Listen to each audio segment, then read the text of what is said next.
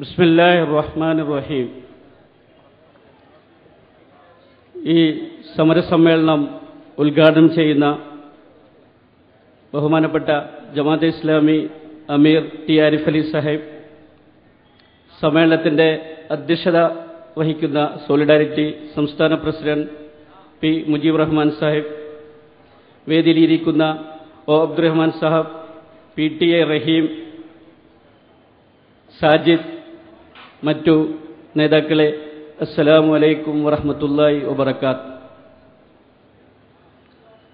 Solidarity സംഘടിപ്പിക്കുന്ന Paloli committee report നടപ്പിലാക്കുക എന്ന പ്രക്ഷോഭത്തിന്റെ ഭാഗമായി സംഘടിപ്പിക്കപ്പെടുന്ന സമര സമ്മേളനമാണ് ഇവിടെ നടക്കുന്നത്. നമുക്കറിയാം, നമ്മുടെ രാജ്യത്തിൻ്റെ ഒരു ജനാധിപത്യ രാജ്യത്തെ സംബന്ധിച്ചിടത്തോളം ആ ജനാധിപത്യത്തിൻ്റെ ഏറ്റവും വലിയ ഈട് എന്ന് പറയുന്നത് സാമൂഹിക നീതിയാണ്. അതുകൊണ്ട് തന്നെയാണ് സാമൂഹിക നീതിയിലധിഷ്ഠിതമായ ചില നിലപാടുകൾക്കും നടപടിക്രമങ്ങൾക്കും നമ്മളുടെ ഭരണഘടനയിൽ തന്നെ ഉറപ്പ് നൽകപ്പെട്ടത്. അതുകൊണ്ട് പക്ഷെ നിർഭാഗ്യവശാൽ നമ്മുടെ രാജ്യത്തെ സംബന്ധിച്ചിടത്തോളം പല കാരണങ്ങളാൽ, ചരിത്രപരവും അതുപോലെ അല്ലാത്തതുമായ പല കാരണങ്ങളാൽ, ഒരു ചെറിയ വിഭാഗം മാത്രം വികസനത്തിൻ്റെയും പുരോഗതിയുടെയും മാർഗത്തിൽ ബഹുദൂരം മുന്നോട്ടു പോകുകയും അതേസമയം ബഹുഭൂരിപക്ഷം വരുന്ന പിന്നോക്ക ജനവിഭാഗങ്ങൾ താഴത്തേക്ക് തള്ളിമാറ്റപ്പെടുകയും ചെയ്യുന്നു എന്ന ഒരു ഇന്ത്യൻ യാഥാർത്ഥ്യത്തെ അഭിമുഖീകരിക്കുക എന്നതാണ് ഭരണഘടനയിൽ സാമൂഹിക നീതി അടിസ്ഥാനമാക്കിയതിന്റെ കാരണം. അതുകൊണ്ടാണ് സംവരണം, പിന്നോക്ക വിഭാഗങ്ങൾക്ക് സംവരണം, അതുപോലെ തന്നെ പട്ടികജാതി പട്ടികവർഗങ്ങൾക്ക് സംവരണം എന്ന ഒക്കെ നമ്മുടെ ഭരണഘടനയിൽ തന്നെ അടിസ്ഥാനമായി തീർന്നത്. പക്ഷേ നമുക്കറിയാം, ഈ അടുത്ത കാലത്ത് കേന്ദ്ര ഗവൺമെന്റ് ഒരു റിപ്പോർട്ട്, സച്ചാർ സമിതി എന്ന് പറയുന്ന റിപ്പോർട്ട്, ഒരു നിർദ്ദേശം കേന്ദ്ര ഗവൺമെന്റ് സമർപ്പിക്കുകയും ആ റിപ്പോർട്ടിൽ ഇന്ത്യയിലെ ഏറ്റവും പ്രബലമായ ന്യൂനപക്ഷ സമുദായം വികസനത്തിന്റെയും സാമൂഹിക പുരോഗതിയുടെയും എല്ലാ മണ്ഡലങ്ങളിലും, വിദ്യാഭ്യാസ രംഗത്തും സാമ്പത്തിക മേഖലയിലും തൊഴിൽ രംഗത്തും എന്നുവേണ്ട പുരോഗതിയുമായി ബന്ധപ്പെട്ട വികസനവുമായി ബന്ധപ്പെട്ട സകല മണ്ഡലങ്ങളിലും വളരെ ഈ രാജ്യത്തെ ഏറ്റവും പിന്നോക്ക വിഭാഗമാണ് എന്ന ഞെട്ടിക്കുന്ന യാഥാർത്ഥ്യം സച്ചാർ സമിതി റിപ്പോർട്ട് പുറത്ത് കൊണ്ടുവരികയുണ്ടായി. പക്ഷെ നമ്മുടെ കേരളത്തെ സംബന്ധിച്ചിടത്തോളം പല നടപടിക്രമങ്ങളിലൂടെ രാഷ്ട്രീയ തലത്തിലും സാമൂഹിക തലത്തിലുമൊക്കെ വമ്പിച്ച പ്രക്ഷോഭങ്ങളുടെ ഭാഗമായി, അതുപോലെ തന്നെ ഇവിടെ സാമൂഹിക നവോത്ഥാന പ്രസ്ഥാനങ്ങളുടെ ശക്തമായ പ്രവർത്തനം നടന്ന ഒരു പ്രദേശം എന്ന അർത്ഥത്തിൽ ഈ മേഖലയിൽ മറ്റു രാജ്യത്തെ മറ്റു പ്രദേശങ്ങളെ അപേക്ഷിച്ച് കുറേയൊക്കെ മുന്നോട്ട് വരാൻ ന്യൂനപക്ഷങ്ങൾക്ക് സാധിച്ചിട്ടുണ്ട് എന്നൊരു യാഥാർത്ഥ്യവും നാം അംഗീകരിക്കേണ്ടി വരുന്നതാണ്. പക്ഷെ എന്നിരുന്നാലും വികസനത്തിന്റെ വിദ്യാഭ്യാസ മേഖലയിലായിരുന്നാലും അതുപോലെ തന്നെ തൊഴിൽ മേഖലയിലായിരുന്നാലും ഏറ്റവും പ്രധാനപ്പെട്ടത് വിദ്യാഭ്യാസ മേഖലയിലും അതുപോലെ തൊഴിൽ മേഖലയിലും ഇവിടുത്തെ കേരളത്തിലെ ഏറ്റവും പ്രബലമായ ന്യൂനപക്ഷമായ മുസ്ലിം സമുദായം പിന്നോക്കം തന്നെയാണ് എന്ന് സച്ചാർ സമിതി അടിവരയിട്ട് പ്രഖ്യാപിക്കുന്ന കാര്യമാണ്. അതുകൊണ്ട് തന്നെയാണ് കേരള ഗവൺമെന്റ് സച്ചാർ സമിതിയുമായി ബന്ധപ്പെട്ട നിർദ്ദേശങ്ങൾ, കേരളവുമായി ബന്ധപ്പെട്ട, അതുകൊണ്ട് കേരളത്തിലെ പിന്നോക്ക ജനവിഭാഗങ്ങളെ മുസ്ലിം സമുദായത്തെ മുന്നോട്ട് കൊണ്ടുവരാൻ വേണ്ടി ചില നിർദ്ദേശങ്ങൾ സമർപ്പിക്കാൻ പാലോളി കമ്മിറ്റി എന്ന പേരിൽ പിന്നെ തദ്ദേശ ഭരണ സ്വയം വകുപ്പ് മന്ത്രി പാലോളി അധ്യക്ഷനായി ഈ വേദിയിൽ സംബന്ധിക്കുന്ന ഫസൽ ഗഫൂറിനെ പോലെയുള്ള, അതുപോലെ തന്നെ അബ്ദുറഹ്മാൻ സാഹിബിനെ പോലെയുള്ള 11ഓളം അംഗങ്ങൾ വളരെ സാമൂഹിക രംഗത്തും വിദ്യാഭ്യാസ രംഗത്തും മാധ്യമരംഗത്തൊക്കെ പ്രവർത്തിക്കുന്ന പ്രഗത്ഭർ അടങ്ങുന്ന ഒരു സമിതിയെ ഒരു പഠനത്തിന് വേണ്ടി നിർദ്ദേശിക്കുകയും പഠനം മുന്നോട്ട് വെക്കുകയും ഈ കമ്മിറ്റി ഒരു മാസം കൊണ്ട് വളരെ വേഗത്തിൽ ആ റിപ്പോർട്ട് സമർപ്പിക്കുകയും ആ റിപ്പോർട്ടിൽ വളരെ മുസ്ലിം സമുദായത്തെ മുന്നോട്ട് കൊണ്ടുവരാനുള്ള ഒരുപാട് നിർദ്ദേശങ്ങൾ അതിൽ മുന്നോട്ട് വെക്കും. 93ഓളം നിർദ്ദേശങ്ങൾ അതിലുണ്ട് എന്നാണ് ആ പഠന റിപ്പോർട്ട് ഒരു ആവർത്തി വായിച്ചാൽ നമുക്ക് മനസ്സിലാകുന്ന കാര്യം. ഗവൺമെന്റ് തന്നെ അത് വളരെ പെട്ടെന്ന് തന്നെ അത് അംഗീകരിക്കുകയും അതിന്റെ അനന്തര നടപടികൾ എടുക്കുമെന്ന് പരസ്യമായി പ്രഖ്യാപിക്കുകയും ചെയ്തു. പക്ഷെ നിർഭാഗ്യവശാൽ ഈ 93 വളരെ പരിമിതമായ 2, 3, 4 കാര്യങ്ങൾ മാത്രം നടപ്പിലാക്കുകയും പിന്നീട് ഒന്നും ചെയ്യാതിരിക്കുകയും ചെയ്യുന്ന ഒരു സ്ഥിതിവിശേഷമാണ് ഇപ്പോൾ കേരളത്തിലുള്ളത്. അതുകൊണ്ട് തന്നെ ഭരണകൂടത്തെ നമുക്കറിയാം, ഈ ഭരണകൂടം ഇടതുപക്ഷ സർക്കാർ എന്ന് പറയുന്നത് ഈ അർത്ഥത്തിലുള്ള പിന്നോക്ക ജനവിഭാഗവുമായി ബന്ധപ്പെട്ട ചില പ്രതീക്ഷയുടെ അടിസ്ഥാനത്തിൽ രൂപവൽക്കരിക്കപ്പെട്ട ഒരു ഭരണകൂടമാണെന്ന് നമുക്കറിയാം. അതുകൊണ്ട് തന്നെ ഈ ഭരണകൂടത്തെ ശക്തമായ ഒരു സമ്മർദ്ദത്തിൽ കൊണ്ടുവരിക എന്ന ഒരു ഉദ്ദേശമാണ് യഥാർത്ഥത്തിൽ ഈ സമര സമ്മേളനത്തിലുള്ളത്. അതുകൊണ്ട് ഇതിന്റെ വിശദാംശങ്ങളിലേക്ക് കൂടുതൽ പ്രവേശിക്കാൻ ഞാൻ ഉദ്ദേശിക്കുന്നില്ല. സ്വാഗതം പറയുക എന്നത് മാത്രമാണ് എന്റെ ഉത്തരവാദിത്വം. ആ ഉത്തരവാദിത്വത്തിലേക്ക് ഞാൻ പ്രവേശിക്കുകയാണ്. സൂചിപ്പിക്കപ്പെട്ടതുപോലെ തന്നെ ഈ മഹത്തായ സമര സമ്മേളനം ഉദ്ഘാടനം ചെയ്യുന്നത് ജമാഅത്തെ ഇസ്ലാമി കേരള അമീർ ബഹുമാനപ്പെട്ട ടി ആരിഫ് അലി സാഹിബാണ്. അദ്ദേഹത്തെ ഈ പരിപാടിയിലേക്ക് സ്നേഹാദരപൂർവ്വം സ്വാഗതം ചെയ്യുന്നു. അതുപോലെ തന്നെ ഈ പരിപാടിയിൽ പ്രഭാഷണം നിർവഹിക്കുന്നത് നമുക്കറിയാവുന്ന MP ആയ MI ഷാനവാസ് MP ആണ്. അദ്ദേഹം എത്തിക്കൊണ്ടിരിക്കുന്നുണ്ട്. അദ്ദേഹം ഉടനെ തന്നെ ഇവിടെ എത്തും. അദ്ദേഹം തിരൂരിൽ നിന്ന് പുറപ്പെട്ടിട്ടുണ്ട്. അദ്ദേഹത്തിന്റെ അഭാവത്തിൽ ഈ പരിപാടിയിലേക്ക് സ്വാഗതം ചെയ്യുകയാണ്.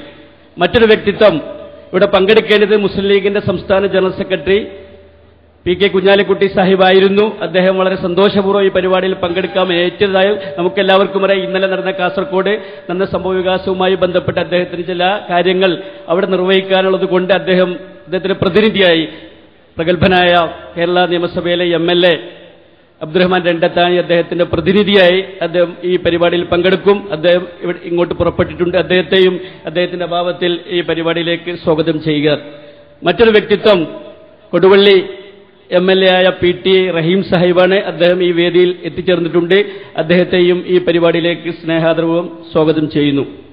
മറ്റൊരു വ്യക്തിത്വം MESന്റെ നേതാവും പ്രസിഡന്റും അതുപോലെ തന്നെ പാലോളി കമ്മിറ്റിയിൽ അംഗവുമായ ഡോക്ടർ ഫസൽ ഗഫൂറാണ്. അദ്ദേഹം ഈ പരിപാടിയിൽ പങ്കെടുക്കാൻ കോഴിക്കോടിൽ നിന്ന് പുറപ്പെട്ടിട്ടുണ്ട്. അദ്ദേഹത്തെയും അദ്ദേഹത്തിന്റെ അഭാവത്തിൽ ഈ പരിപാടിയിലേക്ക് സ്വാഗതം ചെയ്യുകയാണ്.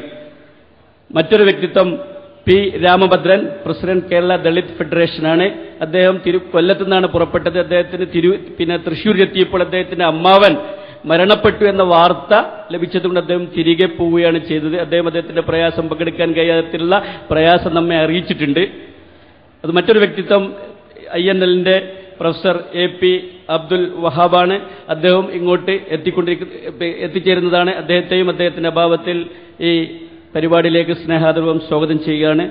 ഈ പരിപാടിയിൽ പ്രഭാഷണം നടത്തുന്ന മറ്റൊരാൾ സോളിഡാരിറ്റിയുടെ സംസ്ഥാന ജനറൽ സെക്രട്ടറി M സാജിദ് സാഹിബാണ്. അദ്ദേഹത്തെയും ഈ പരിപാടിയിലേക്ക് സ്വാഗതം ചെയ്യുന്നു. അതുപോലെ നമ്മുടെ ഈ പരിപാടിയിൽ ക്ഷണിക്കപ്പെട്ടിരുന്ന നമുക്കറിയാം പിന്നെ അബ്ദുൽ നാസർ മഹദനി, അദ്ദേഹം ഈ പരിപാടിയിൽ സന്തോഷപൂർവ്വം പങ്കെടുക്കാമെന്ന് പറഞ്ഞിരുന്നു. അദ്ദേഹത്തിന് ആരോഗ്യപരമായ കാരണങ്ങളാൽ അദ്ദേഹത്തിന് പങ്കെടുക്കാൻ കഴിയുകയില്ല എന്നറിയിച്ചിട്ടുണ്ട്. അതുപോലെ തന്നെ ഈ പരിപാടിയിൽ പങ്കെടുക്കുന്ന മറ്റൊരു വ്യക്തിത്വം മാധ്യമം എഡിറ്ററായ O അബ്ദുറഹ്മാൻ സാഹിബാണ്. അദ്ദേഹം നമുക്കറിയാം പാലോളി കമ്മിറ്റി റിപ്പോർട്ട് സമിതിയിൽ അംഗമായ ആളാണ്. അദ്ദേഹം ഇവിടെ എത്തിച്ചേർന്നിട്ടുണ്ട്. അദ്ദേഹത്തെയും ഈ പരിപാടിയിലേക്ക് സ്നേഹാദരവും സ്വാഗതം ചെയ്യുകയാണ്.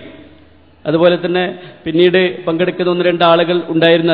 അവരും പങ്കെടുക്കാൻ പല കാരണങ്ങളാൽ പങ്കെടുക്കാൻ കഴിയില്ല എന്ന് അറിയിച്ചിട്ടുണ്ട്. അതുകൊണ്ടാണ് പക്ഷെ അദ്ദേഹം വളരെ സന്തോഷപൂർവ്വം ഏറ്റെടുത്ത ആളുകളായിരുന്നു. തീർച്ചയായിട്ടും അവർ പങ്കെടുക്കാൻ വളരെ താല്പര്യമുണ്ടായിരുന്നു.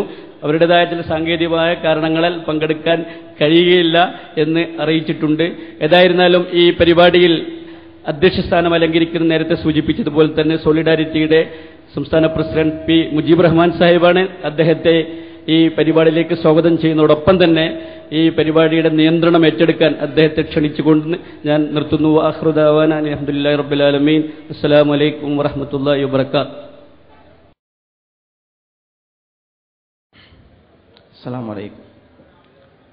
അൽഹംദുലില്ലാഹി റബ്ബിൽ ആലമീൻ വസ്സലാത്തു വസ്സലാമു അലാ റസൂലിഹിൽ അമീൻ വഅലാ ആലിഹി വസഹ്ബിഹി അജ്മഈൻ. അമ്മാ ബഅദ്.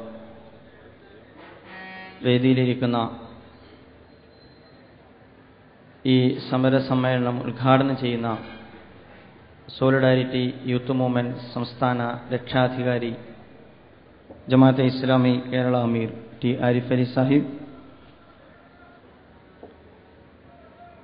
ബഹുമാന്യനായ Koduvally MLA Shri PTA Raheem sahib, Madhyamam editor O Abdurahman sahib, Jamaate Islami assistant അമീർ ഷെയ്ഖ് സാഹിബ്, വേദിയിലിരിക്കുന്ന മറ്റു ആദരണീയ വ്യക്തിത്വങ്ങളെ,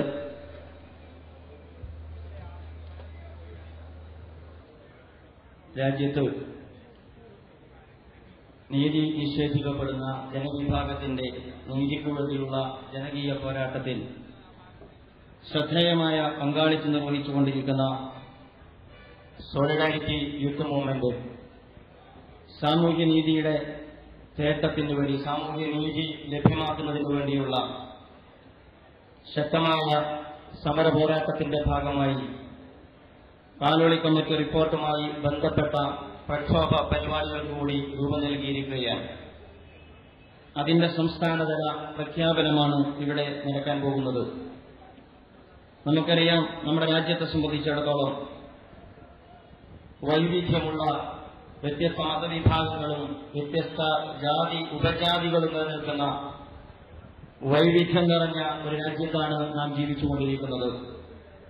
ഈ വൈവിധ്യത്തെ അംഗീകരിക്കുകയും ഇതിൽ പിന്നാക്കം നിൽക്കുന്ന ജനവിഭാഗത്തെ രാജ്യത്തിന്റെ മുഖ്യധാരയിൽ കൊണ്ടുവരുന്നതിനാവശ്യമായ സംവിധാനങ്ങളും മാർഗനിർദ്ദേശങ്ങളും മുന്നോട്ട് വെക്കുകയും ചെയ്തുകൊണ്ടാണ് നമ്മുടെ രാജ്യത്തിന്റെ ഭരണഘടന നിലവിൽ വന്നത്. പക്ഷേ സ്വതന്ത്രാനന്തര ഭാരതം പിന്നിട്ട 6 പതിറ്റാണ്ടുകൾക്ക് ശേഷവും നാം തിരിഞ്ഞു നോക്കുമ്പോൾ ഈ രാജ്യത്തെ സംബന്ധിച്ചിടത്തോളം പിന്നാക്ക ജനവിഭാഗവുമായി ബന്ധപ്പെട്ട അവരുടെ ഉന്നമനവുമായി ബന്ധപ്പെട്ട പദ്ധതികളും റിപ്പോർട്ടുകളുമെല്ലാം പരിശോധിക്കുമ്പോൾ ആശാവഹമായ ഒരു സാഹചര്യത്തിലൂടെയല്ല നമ്മുടെ രാജ്യം മുന്നോട്ട് പോയിക്കൊണ്ടിരിക്കുന്നത്.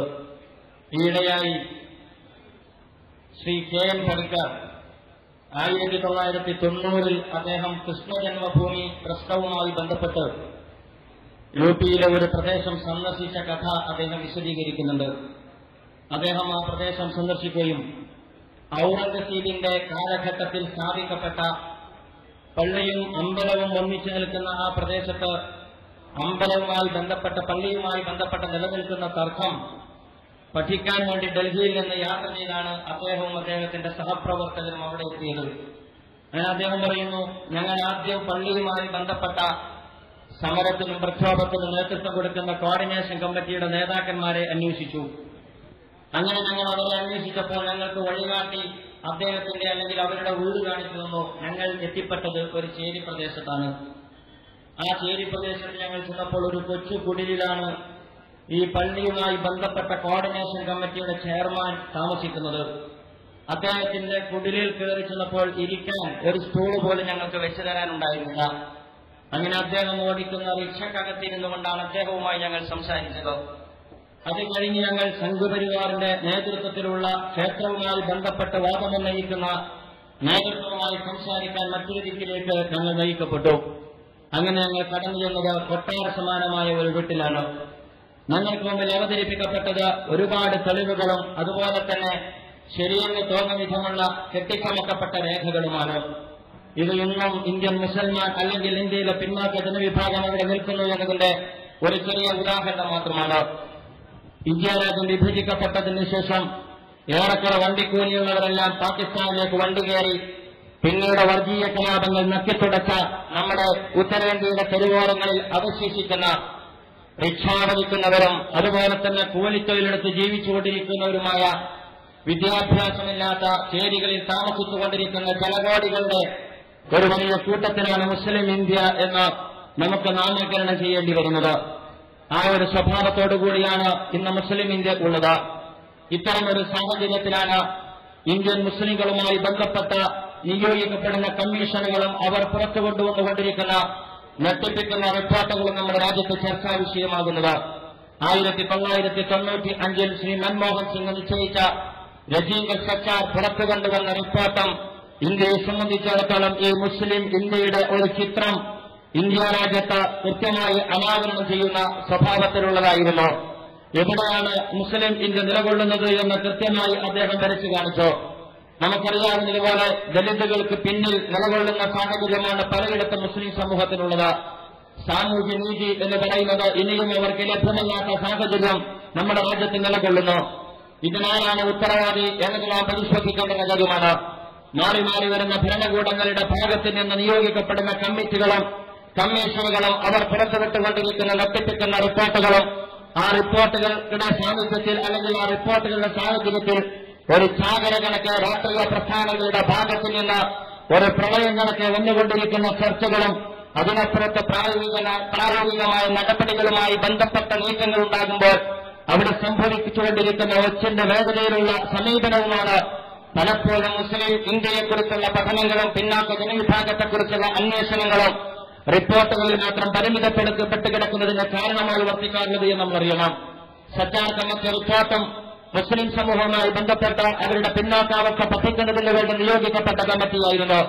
മുസ്ലിം സമൂഹത്തിന്റെ ഐഡന്റിറ്റി, അവരുടെ സെക്യൂരിറ്റി, അവരുടെ ഇക്വിറ്റി തുടങ്ങിയുള്ള അവസര സമത്വവും അവരുടെ ഐഡന്റിറ്റിയും അവരുടെ സുരക്ഷിതവുമായി ബന്ധപ്പെടുത്തിക്കൊണ്ടാണ് ഈ അടിസ്ഥാനങ്ങളിൽ നിന്നുകൊണ്ടാണ് അന്വേഷണത്തിന്റെ നേതൃത്വം കൊടുത്തത് എന്ന് നമുക്കറിയാം. ഈ അന്വേഷണ റിപ്പോർട്ട് നമ്മെ ഞെട്ടിപ്പിക്കുന്നതാണ്. 100 ബിരുദധാരികളെ എടുത്താൽ ഇന്ത്യ രാജ്യത്തെ മുസ്ലിംകളുടെ എണ്ണം 13.6% മുസ്ലിം സമൂഹം 6.3% നിൽക്കുന്നു. ദളിത് വിഭാഗം 8.2% നിൽക്കുന്നു. മറ്റുള്ളവരാണ് 85% ഉള്ളത്. ഉയർന്ന ജോലികളെടുത്ത് പരിശോധിച്ചാൽ IAS-കാരൻ 3% IPS-കാരൻ 4% മുസ്ലിം സമൂഹത്തിലുള്ളത്. 14 ലക്ഷത്തോളം റെയിൽവേ ഉദ്യോഗസ്ഥരുടെ കണക്ക് പരിശോധിക്കുമ്പോൾ 4.5%. അതിൽ പോലും 98.7% ഏറ്റവും താഴ്ന്നഗതിയിൽ ജോലി ചെയ്യുന്നവരാണ് എന്റെ കണക്കുകൾ വെളിപ്പെടുത്തുന്നു. ഉദ്യോഗ മണ്ഡലങ്ങളിൽ, വിദ്യാഭ്യാസ മേഖലകളിൽ, ഭരണനിർവഹണ മേഖലകളിൽ, എല്ലാ മേഖലകളിലും നമുക്ക് കാണാൻ കഴിയുന്നത് സീറോയിലേക്ക് മാത്രം അടുത്തിരിക്കുന്ന കണക്കുകളാണ്. മുസ്ലിം ഇന്ത്യയുമായി ബന്ധപ്പെട്ടും പിന്നാക്ക ന്യൂനപക്ഷവുമായി ബന്ധപ്പെട്ടും കമ്മീഷനുകൾ നമുക്ക് മുമ്പിൽ പുറത്തു കൊണ്ടുവന്നുകൊണ്ടിരിക്കുന്നത്.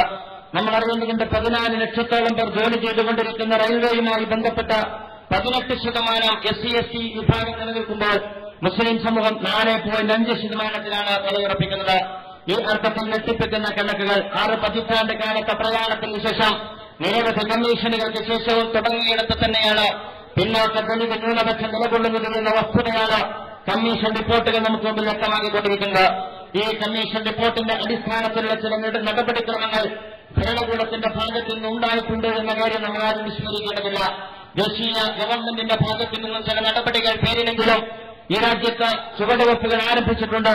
അതുപോലെ തന്നെ ഈ കമ്മീഷൻ റിപ്പോർട്ടിന്റെ അടിസ്ഥാനത്തിൽ നിന്നുകൊണ്ടാണ് കേരളത്തിൽ ഇടതുപക്ഷ ഗവൺമെന്റിന്റെ ഭാഗത്തു നിന്നുള്ള ചില നീക്കങ്ങളുണ്ടായത്. വലിയ ന്യൂനപക്ഷ സമ്മേളനങ്ങൾ ചേർന്നു. അതുപോലെ തന്നെ 11 കമ്മിറ്റി രൂപീകരിച്ചുകൊണ്ട് നമുക്കറിയാവുന്നതുപോലെ പാലോളി മുഹമ്മദ് കുട്ടി അതിന്റെ ചെയർമാനാക്കിക്കൊണ്ട് ഒരു വിദഗ്ധ സമിതി നിശ്ചയിച്ചുകൊണ്ട് ഈ കമ്മിറ്റി കാര്യങ്ങൾ പഠിക്കാൻ തീരുമാനിച്ചു. ജില്ലതോറും സിറ്റിംഗുകൾ നടത്തി വളരെ ഭംഗിയായ ഒരു റിപ്പോർട്ട് ഭരണകൂടത്തിന് മുമ്പിൽ സമർപ്പിച്ചു. ഈ ഭരണകൂടത്തിന് മുമ്പിൽ 93 നിർദ്ദേശങ്ങളാണ് അംഗീകരിക്കപ്പെട്ട. 93 നിർദ്ദേശങ്ങളാണ് കമ്മിറ്റിയുടെ 93 നിർദ്ദേശങ്ങളാണ് ഭരണകൂടം അംഗീകരിച്ചത്. ഈ 93 നിർദ്ദേശങ്ങൾ അവർ എത്രമാത്രം നടപ്പാക്കിയെന്ന പരിശോധനയിലാണ് ഞെട്ടിപ്പിക്കുന്ന ചില വസ്തുതകൾ നമുക്ക് പങ്കുവെക്കേണ്ടതായിട്ട് വരുന്നത്.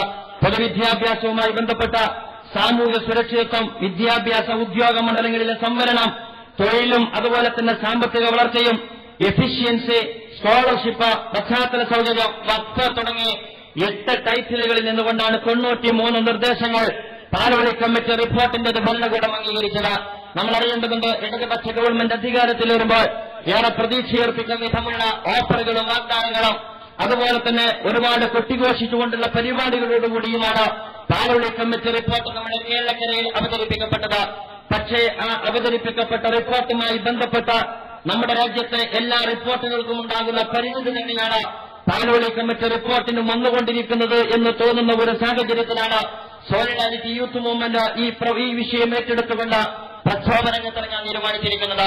രാജ്യത്തെ ദലിതുകളും ആദിവാസികളും തീരദേശവാസികളും ഉൾപ്പെടെയുള്ള നീതി നിഷേധിക്കപ്പെട്ട ജനവിഭാഗത്തിന്റെ അവകാശ പോരാട്ടങ്ങളുടെ കൂടെ നിൽക്കുന്ന ഒരു പ്രസ്ഥാനമെന്ന നിലയിൽ രാജ്യത്തെ സാമൂഹ്യ നീതി നിഷേധിക്കപ്പെട്ടുകൊണ്ടിരിക്കുന്ന പിന്നോക്ക ജനവിഭാഗത്തിന്റെ അവകാശ പോരാട്ടത്തിന് നേതൃത്വം നൽകുക എന്ന ലക്ഷ്യത്തോടുകൂടിയാണ് Solidarity youth movement Paloli committee report നടപ്പാക്കുക എന്ന ആവശ്യം ഉന്നയിക്കുന്നത്. ഒരു ഭരണകൂടത്തെ സംബന്ധിച്ചിടത്തോളം ഇനിയും ശേഷിക്കുന്ന നാളുകൾ വളരെ കുറഞ്ഞതാണ് എന്നിരിക്കെ, വളരെ കഴിഞ്ഞ നീണ്ട ഒരു കാലയളവ് പിന്നിട്ടിരിക്കെ വളരെ സമർത്ഥമായി കുറഞ്ഞ കാലയളവിനുള്ളിൽ അവതരിപ്പിക്കപ്പെട്ട ഒരു റിപ്പോർട്ട്, ആ റിപ്പോർട്ട് ഭരണകൂടത്തിന്റെ മുമ്പിൽ സാമൂഹ്യ രംഗത്ത് നിലനിൽക്കുന്ന അസമത്വത്തെക്കുറിച്ച് വ്യക്തമായി സൂചിപ്പിക്കുന്ന ചില വളരെ വളരെ അപകടകരമായ അന്തരങ്ങൾ, ഇതിനെ അഭിമുഖീകരിക്കുവാനുള്ള ആർജവം നമ്മുടെ ഭരണകൂടത്തിന്റെ ഭാഗത്തിൽ നിന്നുണ്ടാകേണ്ടിയിരുന്നു. പക്ഷേ ഭരണകൂടത്തിന്റെ ഭാഗത്തിൽ നിന്ന് അത് ഉണ്ടായിട്ടില്ലെന്ന് മാത്രമല്ല, 93 നിർദ്ദേശങ്ങളിൽ കേവലം 6 നിർദ്ദേശങ്ങളാണ് ഇടതുപക്ഷ ഗവൺമെന്റ് പാലോളി കമ്മിറ്റി റിപ്പോർട്ടിന്റെ ഭാഗത്തിൽ നിന്നും പരിഗണിച്ചിട്ടുള്ളത്. ഈ 93 പരിഗണിക്കപ്പെട്ട 6 നിർദ്ദേശങ്ങൾ പരിപൂർണമായിട്ടും പരിഹരിക്കപ്പെടുന്നതാണോ എന്ന് ചോദിച്ചാൽ ഈ പരിഗണിച്ചു എന്ന് പറയുന്ന 6 നിർദ്ദേശങ്ങളും പരിപൂർണമായി പരിഹരിക്കുന്ന സ്വഭാവത്തോടുകൂടിയല്ല അതിന്റെ പ്രവർത്തനങ്ങൾ മുന്നോട്ട് കൊണ്ടുപോകുന്നത് എന്ന് പറയാതിരിക്കാൻ നിർവാഹമില്ല. അലിഗഡ് ഓഫ് ക്യാമ്പസുമായി ബന്ധപ്പെട്ട് നിങ്ങൾക്കറിയാവുന്ന കാര്യമാണ്. ഗവൺമെന്റ് നടപടികൾ ആരംഭിച്ചു എന്ന് പറയുന്ന അലിഗഡ് ഓഫ് ക്യാമ്പസുമായി ബന്ധപ്പെട്ട നടപടികൾ എവിടെയാണ് എത്തി നിൽക്കുന്നത് എന്ന് ഈയിടെയുള്ള അലിഗഡിന്റെ മേധാവികളുടെ പ്രതികരണത്തിൽ നിന്ന് നിങ്ങൾക്ക് മനസ്സിലാക്കാൻ കഴിയും. ബീഹാറിൽ സ്ഥലം കൈമാറിയിരിക്കുന്നു. കേരളക്കരയിൽ ഇനിയും ഒരു മാസത്തിനകം സ്ഥലം കൈമാറിയിട്ടില്ല എങ്കിൽ അലിഗഡ് ഓഫ് ക്യാമ്പസ് നമുക്ക് നഷ്ടപ്പെടുമെന്ന ഒരു സ്ഥിതിവിശേഷമാണ് ഉള്ളത് എന്ന് അലിഗഡിന്റെ ഉത്തരവാദപ്പെട്ട ഭാരവാഹികൾ പുറത്തിറക്കി കഴിഞ്ഞു. അവർ പുറമെ പ്രസ്താവന നടത്തി കഴിഞ്ഞു.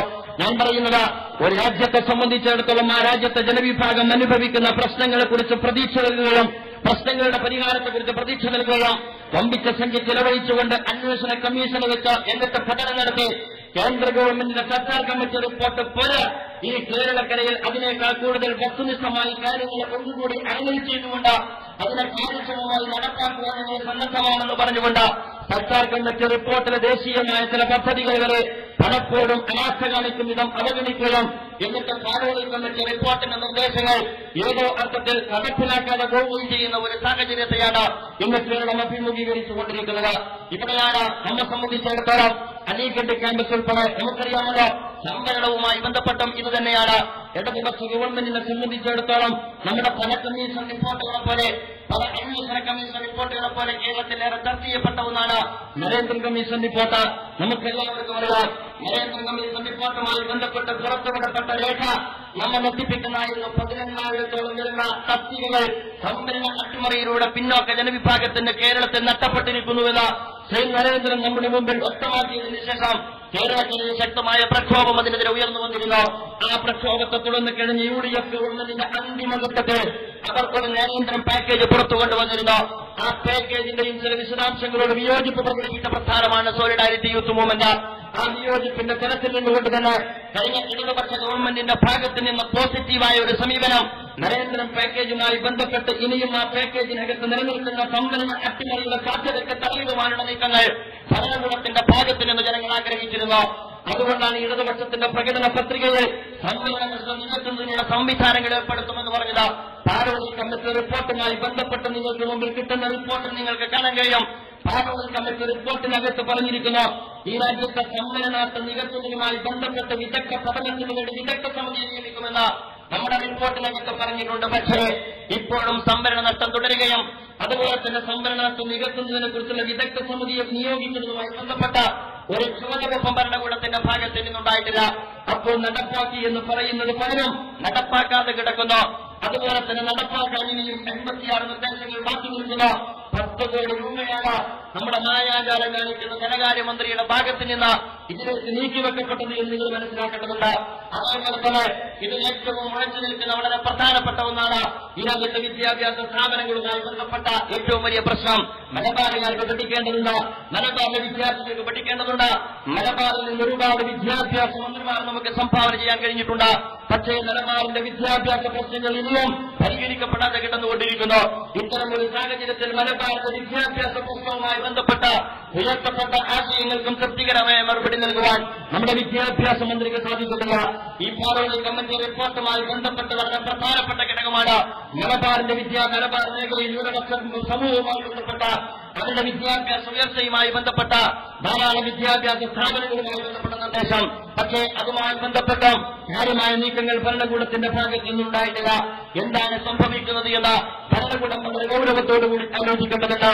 ഈ രാജ്യത്തെ സംബന്ധിച്ചിടത്തോളം ഈ രാജ്യത്ത് ജീവിച്ചുകൊണ്ടിരിക്കുന്ന മുഴുവൻ ജനവിഭാഗത്തിന്റെയും പുരോഗതിയിലൂടെയാണ് രാജ്യത്തിന്റെ സർവതോന്മുഖമായ പുരോഗതി എന്ന് തിരിച്ചറിയാൻ ഒരു ഭരണകൂടത്തിന് സാധിക്കേണ്ടതുണ്ട്. പാർലമെന്റ് കമ്മിറ്റി റിപ്പോർട്ടാകട്ടെ, അതല്ലെങ്കിൽ ഏതെങ്കിലും സംവരണ പ്രക്ഷോഭമാകട്ടെ, ഏതെങ്കിലും അർത്ഥത്തിലുള്ള ഔദ്യോഗികത്തിന് വേണ്ടിയുള്ള ഒരു ജനവിഭാഗത്തിന്റെ പ്രക്ഷോഭമല്ല എന്ന് ഈ രാജ്യത്ത് നീതി നിഷേധിക്കപ്പെടുന്ന ഒരു ജനവിഭാഗത്തിന്റെ നീതിക്ക് വേണ്ടിയുള്ള പോരാട്ടത്തിന്റെ ഭാഗമാണ് എന്ന് ഭരണഘടനായുക്തമായ അവകാശത്തിന് വേണ്ടിയുള്ള പോരാട്ടമാണ് എന്ന് നമ്മുടെ രാജ്യത്തെ ഭരണാധികാരികൾ തിരിച്ചറിയേണ്ടതായിട്ടുള്ള അത്തരമൊരു തിരിച്ചറിവിലേക്ക് നയിക്കാൻ കഴിയുന്ന ആ അർത്ഥത്തിൽ ഒരു നിലപാടിലേക്ക് ഭരണകൂടത്തെ കൊണ്ടെത്തിക്കാൻ കഴിയുന്ന അതിശക്തമായ ജനാധിപത്യപരമായ പോരാട്ടത്തെക്കുറിച്ചാണ് സോളിഡാരിറ്റി യൂത്ത് മൂവ്മെന്റ് സംസാരിച്ചുകൊണ്ടിരിക്കുന്നത്. ഇനിയും തങ്ങൾക്ക് മുമ്പിൽ ബാക്കി നിൽക്കുന്ന കാലയളവിനുള്ളിൽ തങ്ങൾ ഈ ജനതയ്ക്ക് കൊടുത്തിരിക്കുന്ന വാഗ്ദാനം പൂർത്തീകരിക്കുന്നതിനുള്ള സമീപനങ്ങൾ ഭരണകൂടത്തിന്റെ ഭാഗത്ത് നിന്നുണ്ടാകേണ്ടതുണ്ട് എന്നാണ് സോളിഡാരിറ്റി യൂത്ത് മൂവ്മെന്റ് ആഗ്രഹിക്കുന്നത്. ഭരണചക്രം തിരിയേണ്ടതുണ്ട്. അത് ചെളിയിലെ ചക്രം തിരിയുന്നത് പോലെ തിരിഞ്ഞാൽ പോരാ, അതിനപ്പുറം ഭരണം മുന്നോട്ട് പോകും വിധം ഭരണകൂടത്തിന്റെ ഭരണചക്രം തിരിയേണ്ടതുണ്ട് എന്ന് നമ്മൾ ആഗ്രഹിക്കുന്നു. പക്ഷേ പലപ്പോഴും ചക്രം തിരിയുമ്പോഴും ഭരണം മുന്നോട്ട് മൂവ് ചെയ്യാത്ത ഒരു സാഹചര്യം നമ്മുടെ രാജ്യത്തുണ്ടാകുന്ന അധികാരവർഗം പരിശോധിക്കേണ്ടതാണ്. പക്ഷേ അത്തരം ആഭ്യന്തര ശൈഥില്യങ്ങൾക്ക് ഒരു ജനവിഭാഗത്തിന്റെ അവകാശങ്ങളെ പരിഗണിക്കുവാൻ സന്നദ്ധമല്ല എന്ന് പറയുവാൻ ഈ രാജ്യത്തെ പിന്നോക്ക ജനവിഭാഗത്തിന് സാധിക്കേണ്ടതുണ്ട്. രജീന്ദ്ര സർക്കാർ ഒരു ഘട്ടത്തിൽ പത്രക്കാരെ അഭിമുഖീകരിച്ചപ്പോൾ അദ്ദേഹം പറഞ്ഞല്ലോ, എന്നോട് ചിലർ ചോദിക്കുന്നു സർക്കാർ കമ്മിറ്റി റിപ്പോർട്ട് എന്തായി എന്ന്. എന്നിട്ട് അദ്ദേഹം പറഞ്ഞു, എന്നെ നിങ്ങൾ പ്രശംസിക്കുന്നു, ഞാൻ ആ റിപ്പോർട്ട് പുറത്തു കൊണ്ടുവന്നതിനെ കുറിച്ച്. എന്നിട്ട് അദ്ദേഹം പറയുന്നത്, സർക്കാർ കമ്മിറ്റി റിപ്പോർട്ട് ഞാൻ കണ്ടെത്തിയത് എന്റെ സഹപ്രവർത്തകരുടെ കൂടി സഹകരണത്തോടു കൂടിയാണ്. അത്തരം പ്രശംസയ്ക്ക് പ്രസക്തിയില്ല. ഞാൻ വെളിപ്പെടുത്തിയ യാഥാർത്ഥ്യങ്ങളിൽ നിന്നുകൊണ്ട് നിങ്ങൾക്ക് ആവശ്യമായ അവകാശങ്ങൾ നിങ്ങൾ നേടിയെടുക്കുകയാണ് ചെയ്യേണ്ടത്. അത് നേടിയെടുക്കുന്നതിനുള്ള പോരാട്ടം അതാത് സമൂഹങ്ങളാണ് നിർവഹിക്കേണ്ടത് എന്ന് സർക്കാർ മുസ്ലിം സമൂഹത്തെ അഭിമുഖീകരിച്ചുകൊണ്ട് സംസാരിക്കേണ്ടായി. ഈ തിരിച്ചറിവാണ് പിന്നാക്ക ജനവിഭാഗത്തിന് നഷ്ടപ്പെട്ടിരിക്കുന്നത്. അതുകൊണ്ട് ഇത്തരം തിരിച്ചറിവിൽ നിന്നുകൊണ്ട് ഭരണഘടനാപരമായി നമുക്ക് നഷ്ടപ്പെട്ടിരിക്കുന്ന അവകാശങ്ങളുടെ നേട്ടത്തിന് വേണ്ടിയുള്ള തിരിച്ചെടുക്കലിന് വേണ്ടിയുള്ള അതിശക്തമായ പോരാട്ടം നമ്മുടെ രാജ്യത്ത് ഇനിയും ആരംഭിക്കേണ്ടതായിട്ടുണ്ട്. നമുക്കറിയാവുന്നതുപോലെ ഒരു ഭാഗത്ത് ഭരണകൂടത്തിന്റെ ഭാഗത്തു നിന്നുള്ള ഇത്തരത്തിലുള്ള ശക്തമായ സമ്മർദ്ദങ്ങൾ ഭരണവുമായി ബന്ധപ്പെട്ട് നമ്മുടെ ഭാഗത്ത് നിന്ന് ഉയർന്നു വരുമ്പോഴും മറുഭാഗത്ത് സോളിഡാരിറ്റി യൂത്ത് മൂവ്മെന്റ് ആവശ്യപ്പെടുന്ന പിന്നാക്ക ജനവിഭാഗത്തെ സംബന്ധിച്ചിടത്തോളം സ്വയം ശാക്തീകരണവും വളരെ പ്രധാനപ്പെട്ട ഒന്നാണ്. ഇന്നും കരയുന്ന ഒരു സമുദായമല്ല, എന്നും അഭ്യർത്ഥിക്കുന്ന ഒരു സമുദായമല്ല. വിദ്യാഭ്യാസത്തിനും അതുപോലെ തന്നെ വളർച്ചയ്ക്കും ഏറെ പ്രാധാന്യം കൊടുത്ത ഒരു തത്വശാസ്ത്രത്തിന്റെ അടിത്തറയിൽ നിന്നുകൊണ്ട് ഒരു ഭാഗത്ത് ഭരണകൂടത്തിന്റെ ഭാഗത്തു നിന്നുള്ള അവകാശങ്ങൾക്ക് വേണ്ടി പോരാട്ടം നടത്തുമ്പോഴും മറുഭാഗത്ത് സ്വയം ശാക്തീകരണത്തിന് വേണ്ടിയുള്ള യത്നവും നമ്മുടെ ഭാഗത്തു നിന്നുണ്ടാകേണ്ടതുണ്ട്. ആ അർത്ഥത്തിലുള്ള ഒരു പോരാട്ടത്തിന് ഇത് തുടക്കമാകട്ടെ എന്ന് മാത്രമാണ് സോളിഡാരിറ്റി ആഗ്രഹിക്കുന്നത്. ഇടത്തോ വലത്തോ നിൽക്കാതെ ജനപക്ഷത്തിൽ നിന്നുകൊണ്ട് ജനകീയ ആവശ്യങ്ങൾക്ക് നീതിയുടെ പക്ഷത്തിൽ നിന്ന് വരാടുന്ന ഒരു പ്രസ്ഥാനം എന്ന നിലയിൽ ലക്ഷ്യപ്രാപ്തിയിലേക്കുള്ള ഈ പ്രയാണത്തിൽ മുഴുവൻ ജനവിഭാഗത്തിന്റെയും സഹകരണം മാത്രം ആവശ്യപ്പെട്ടുകൊണ്ട് ഞാൻ വാക്കുകൾക്ക് വിരാമം വിടുന്നു. നിങ്ങൾക്ക് സോളിഡാരിറ്റിയുടെ വിപ്ലവ അഭിവാദ്യങ്ങൾ. അൽഹംദുലില്ലാഹ് വസ്സലാത്തു വസ്സലാമു അലാ റസൂലില്ലാഹ് വഅലാ ആലിഹി വഇബാദില്ലാഹ്. ബഹുമാന്യനായ അധ്യക്ഷ സുഹൃത്ത് മുജീബുർ റഹ്മാൻ, ആദരണീയനായ MP MI ഷാനവാസ്, ബഹുമാന്യനായ MLA അബ്ദുറഹ്മാൻ രണ്ടത്താണി, ബഹുമാനപ്പെട്ട MLA PTA റഹീം, പ്രിയപ്പെട്ട അബ്ദുറഹ്മാൻ സാഹിബ്, വേദിയിലും സദസ്സിലുമിരിക്കുന്ന പ്രിയമുള്ള സഹോദരന്മാരെ, സുഹൃത്തുക്കളെ, പ്രപഞ്ച സൃഷ്ടാവും കരുണാവാരിധിയുമായ പടച്ചതമ്പുരാൻ നമ്മെ ഏവരെയും അനുഗ്രഹിക്കുമാറാകട്ടെ എന്ന് ഞാൻ ആദ്യമായി പ്രാർത്ഥിക്കുകയാണ്. അസ്സലാമു അലൈക്കും വറഹ്മത്തുള്ളാഹി വബറകാതുഹു. പാലോളി കമ്മിറ്റി റിപ്പോർട്ട് നടപ്പാക്കുക എന്ന ആവശ്യം ഉന്നയിച്ചുകൊണ്ടുള്ള ഈ സമരസമ്മേളനത്തിൻ്റെ ഔപചാരികമായ ഉദ്ഘാടനം നിങ്ങളെ ഏവരെയും സാക്ഷി നിർത്തി പടച്ചവന്റെ നാമത്തിൽ നിർവഹിച്ചതായി ഞാൻ സന്തോഷത്തോടുകൂടി അറിയിക്കുകയാണ്. പാലോളി കമ്മിറ്റി റിപ്പോർട്ടിനെക്കുറിച്ചും അതിൻ്റെ പ്രസക്തിയെ സംബന്ധിച്ചും സാധ്യതകളെക്കുറിച്ചും വിശദമായും കൃത്യമായും സംസാരിക്കാൻ എനിക്ക് പിന്നിൽ ആളുകൾ വരുന്നുണ്ട് എന്നതുകൊണ്ട് ഞാൻ എല്ലാ വിശദാംശങ്ങളിലേക്കും കടക്കാൻ ഉദ്ദേശിക്കുന്നില്ല. 1947 ഇന്ത്യ സ്വതന്ത്രമായപ്പോൾ ഭരണഘടനാ ശില്പികളുടെ മുന്നിലും ഭരണഘടനാ നിർമ്മാണ സഭയുടെ മുമ്പിലും ധാരാളക്കണക്കിന് സമസ്യകളുണ്ടായിരുന്നു, പരിഹാരം കാണേണ്ട പ്രശ്നങ്ങളുണ്ടായിരുന്നു. ആ പ്രശ്നങ്ങളെല്ലാം വിശകലനം ചെയ്യുകയും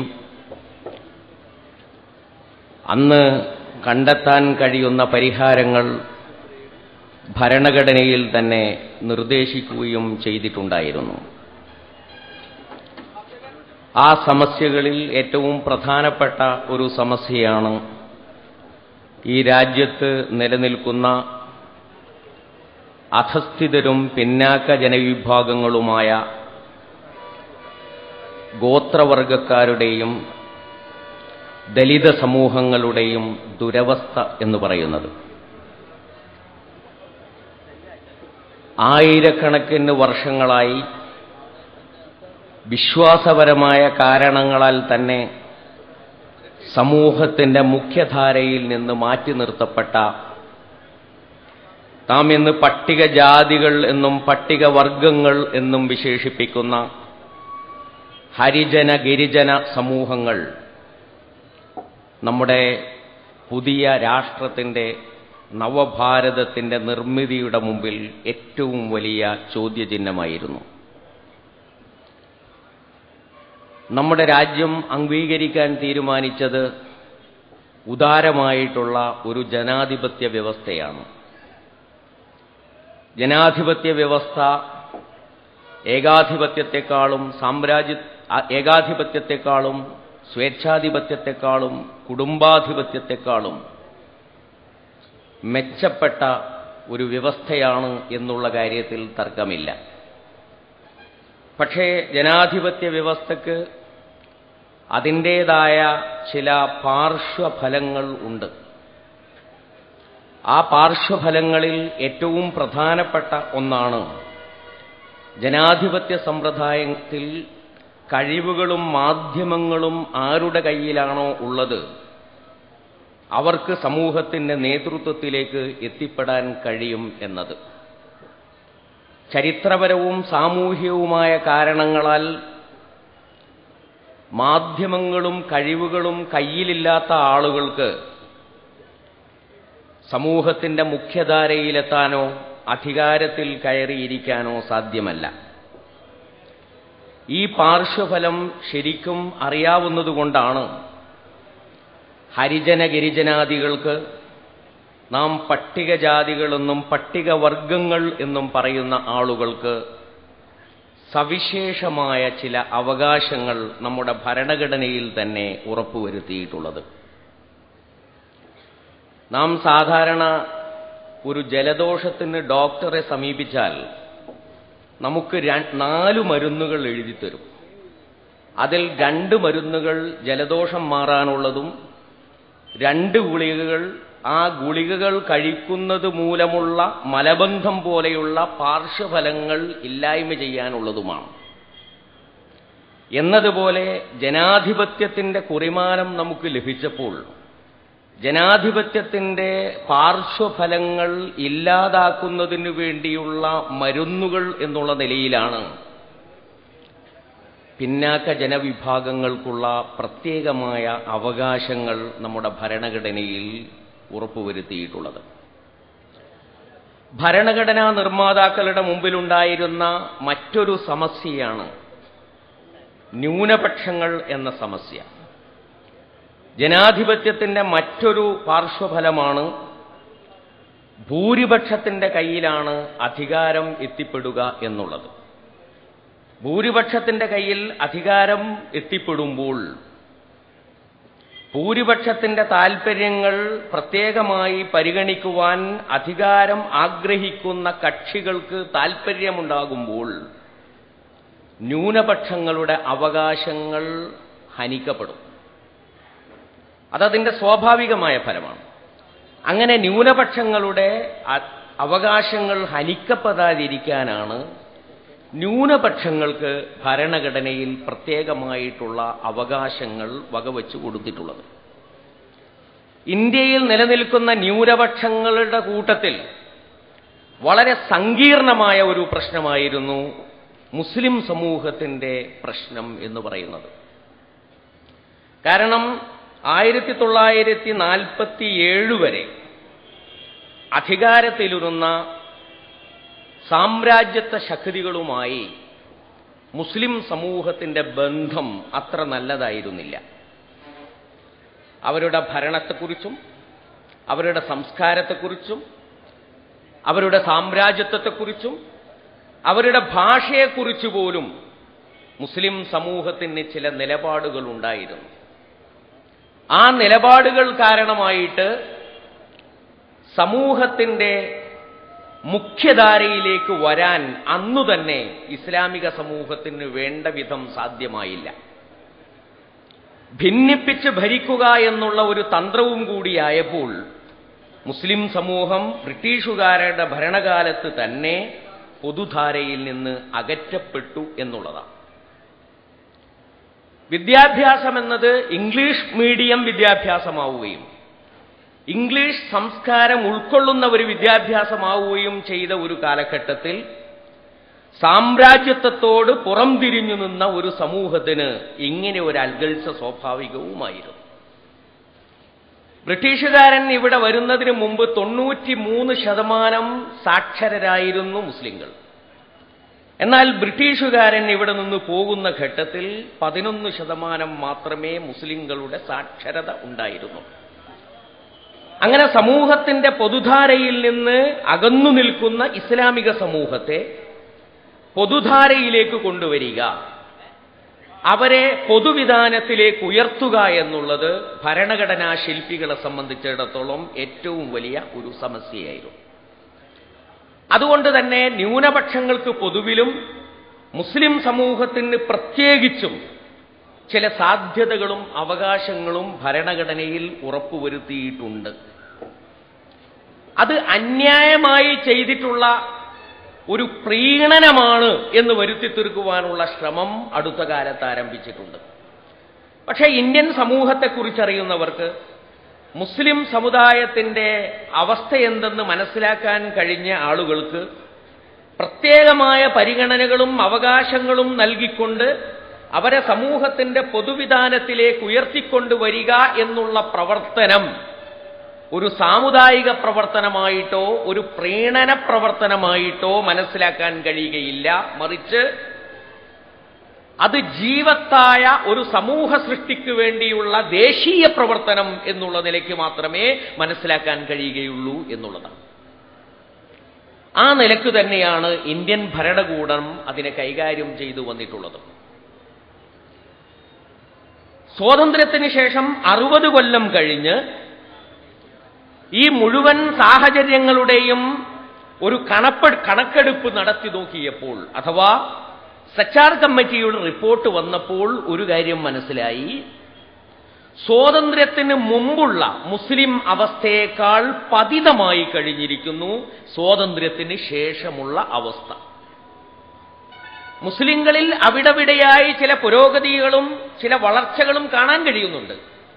പക്ഷേ ആ വളർച്ചകളും പുരോഗതിയും മറ്റു സമൂഹങ്ങളുടെ വളർച്ചയും പുരോഗതിയും തുലനം ചെയ്തു നോക്കുമ്പോൾ വളരെ പിന്നിലാണ് എന്നുള്ള വസ്തുത സച്ചാർ കമ്മിറ്റി റിപ്പോർട്ടിൽ നമ്മുടെ മുമ്പിൽ അനാവരണം ചെയ്തു വരുന്നുണ്ട്.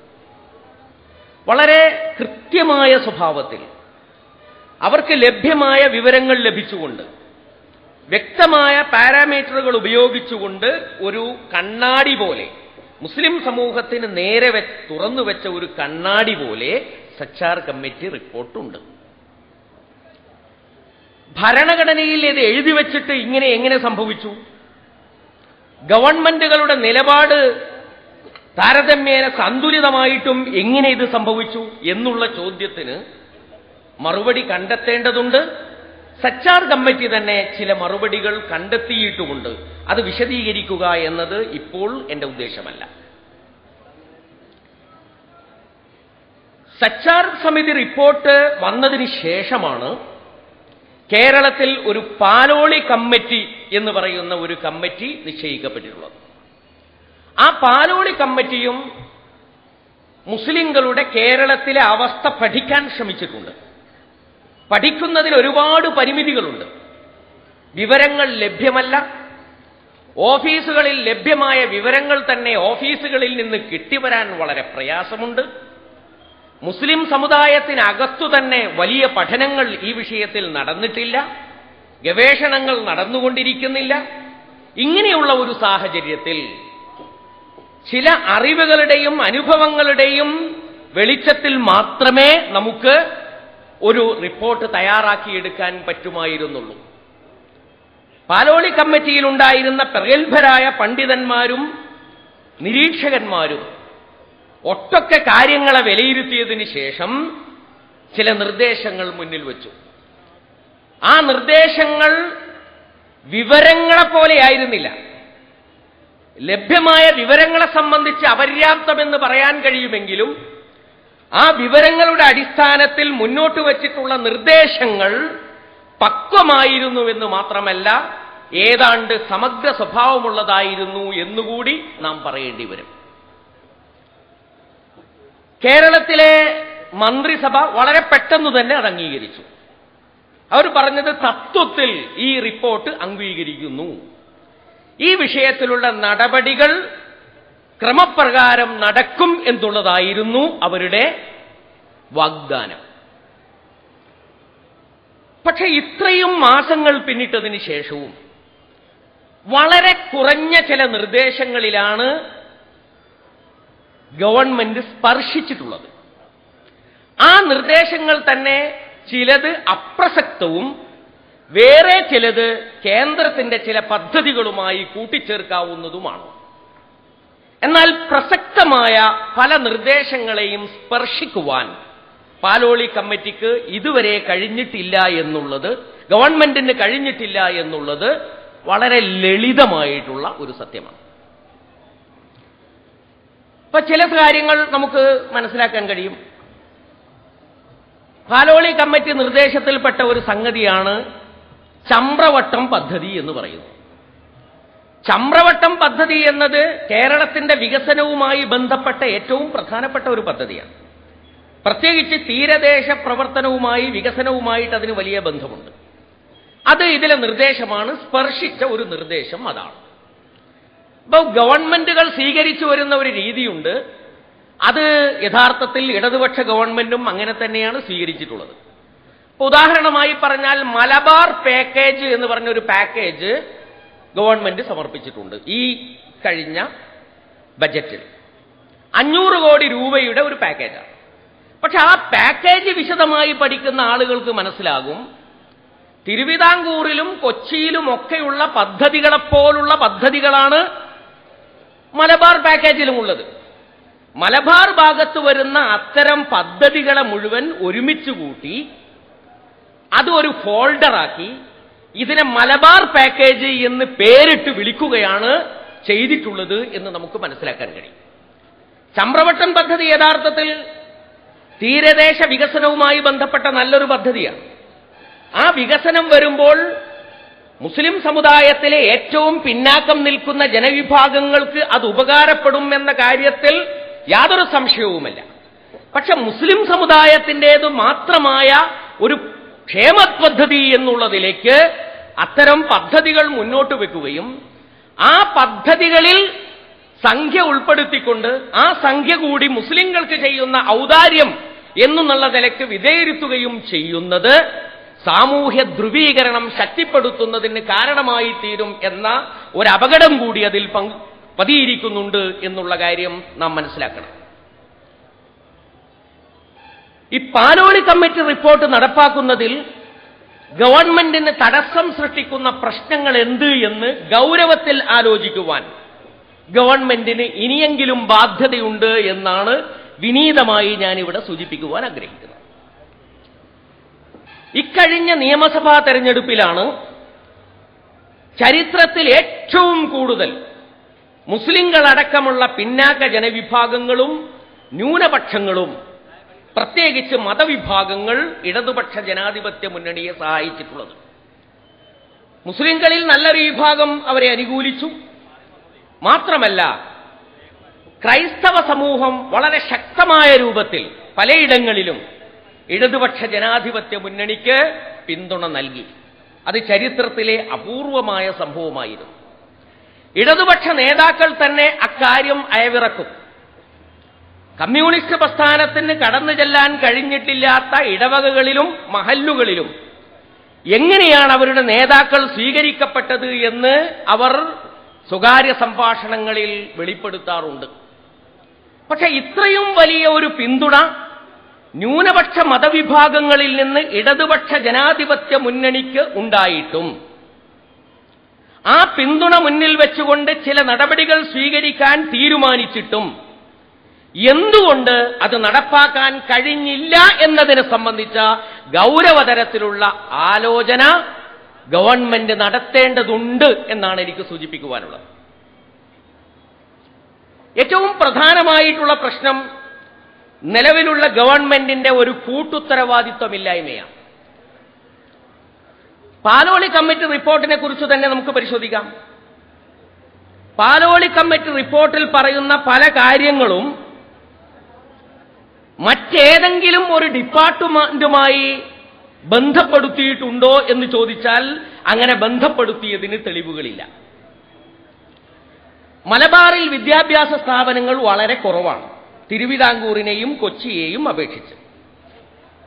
അപ്പൊ പാലോളി കമ്മിറ്റി പറയുന്നു, ന്യൂനപക്ഷങ്ങൾ നടത്തിക്കൊണ്ടിരിക്കുന്ന വിദ്യാഭ്യാസ സ്ഥാപനങ്ങളിൽ കഴിവ് പ്രകടിപ്പിച്ചവയും കാര്യക്ഷമത ഉൾക്കൊള്ളുന്നവയും അഴിമതിരഹിതമായി നടത്തുന്നവയുമായ മാനേജ്മെന്റുകൾക്ക് അംഗീകാരം നൽകുവാൻ, സ്കൂളുകൾക്ക് അംഗീകാരം നൽകുവാൻ ഗവൺമെന്റ് മുന്നോട്ട് വരണം എന്ന് പാലോളി കമ്മിറ്റി ശുപാർശ ചെയ്യുന്നു. ഗവൺമെന്റ് അത് അംഗീകരിക്കുന്നു. പക്ഷെ വിദ്യാഭ്യാസ വകുപ്പിൽ ചെന്ന് നോക്കിയാലോ, ഗവൺമെന്റ് അംഗീകാരമില്ലാത്ത ഏതൊക്കെ സ്കൂളുകളാണോ ഇപ്പോൾ നിലനിൽക്കുന്നത് ആ സ്കൂളുകളിലെ മുഴുവൻ കുട്ടികളെയും ക്രിമിനൽ കേസെടുത്ത് ശിക്ഷിക്കാൻ വല്ല വകുപ്പുമുണ്ടോ എന്നാണ് വിദ്യാഭ്യാസ വകുപ്പ് അന്വേഷിക്കുന്നത്. അപ്പൊ വിദ്യാഭ്യാസ വകുപ്പും പാലോളി കമ്മിറ്റിയുടെ വകുപ്പും തമ്മിൽ യാതൊരു ബന്ധവുമില്ല എന്നതിൽ നിന്ന് നമുക്ക് മനസ്സിലാക്കാൻ കഴിയും.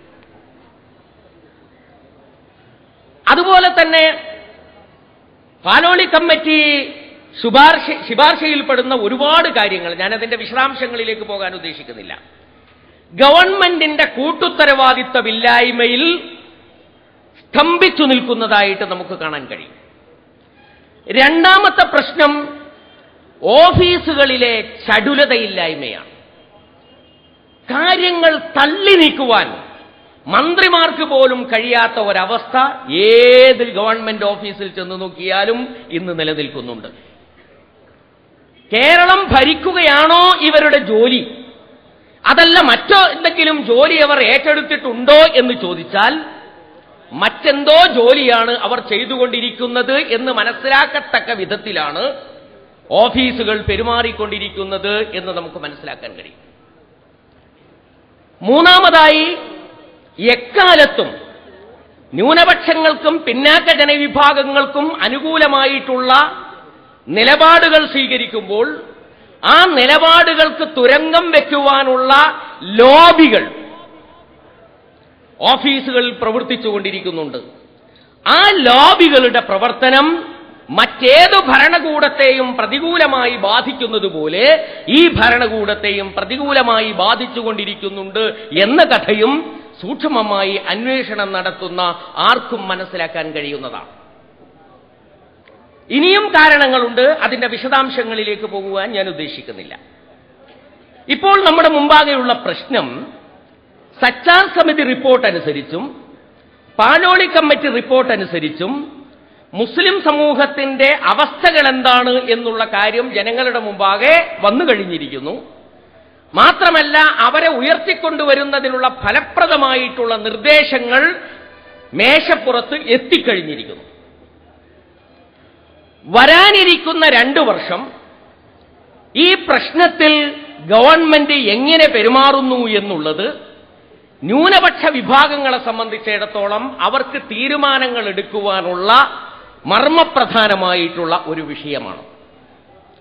കഴിഞ്ഞ 3 വർഷത്തെ നിസ്സംഗത തന്നെയാണ് തുടരാൻ ആഗ്രഹിക്കുന്നതെങ്കിൽ ന്യൂനപക്ഷ വിഭാഗങ്ങൾ അവരുടെ നിലപാടുകളിൽ പുനഃപരിശോധന നടത്തേണ്ടി വരും എന്നുള്ള കാര്യത്തിൽ യാതൊരു സംശയവുമില്ല. ഈ വിഷയം ഓർമ്മപ്പെടുത്തുന്ന തരത്തിലുള്ളതാണ്. ഈ സമരസമ്മേളനം എന്ന് ഞാൻ വിചാരിക്കുന്നു. തീർച്ചയായും ഈ സമരസമ്മേളനത്തിനും ഇതിനുശേഷം നടക്കുവാൻ പോകുന്ന പ്രചാരണ പരിപാടികൾക്കും സമരപരിപാടികൾക്കും എല്ലാവിധ ആശംസകളും നേർന്നുകൊണ്ട് ആശീർവാദങ്ങളും അർപ്പിച്ചുകൊണ്ട് ഞാൻ എൻ്റെ വാക്കുകൾ അവസാനിപ്പിക്കുകയാണ്. നിങ്ങൾക്ക് നന്ദി. വആഖിറു ദഅ്വാനാ അനിൽ ഹംദുലില്ലാഹി റബ്ബിൽ ആലമീൻ. അസ്സലാമു അലൈക്കും. അസ്സലാമു അലൈക്കും വറഹ്മത്തുള്ളാഹി വബറകാതുഹു. ഈ സമ്മേളനത്തിന്റെ അധ്യക്ഷൻ എന്റെ സുഹൃത്ത് ശ്രീ മുജീബുർ റഹ്മാൻ, ബഹുമാനായ ആരിഫ് അലി സാഹിബ് അവറുകളെ,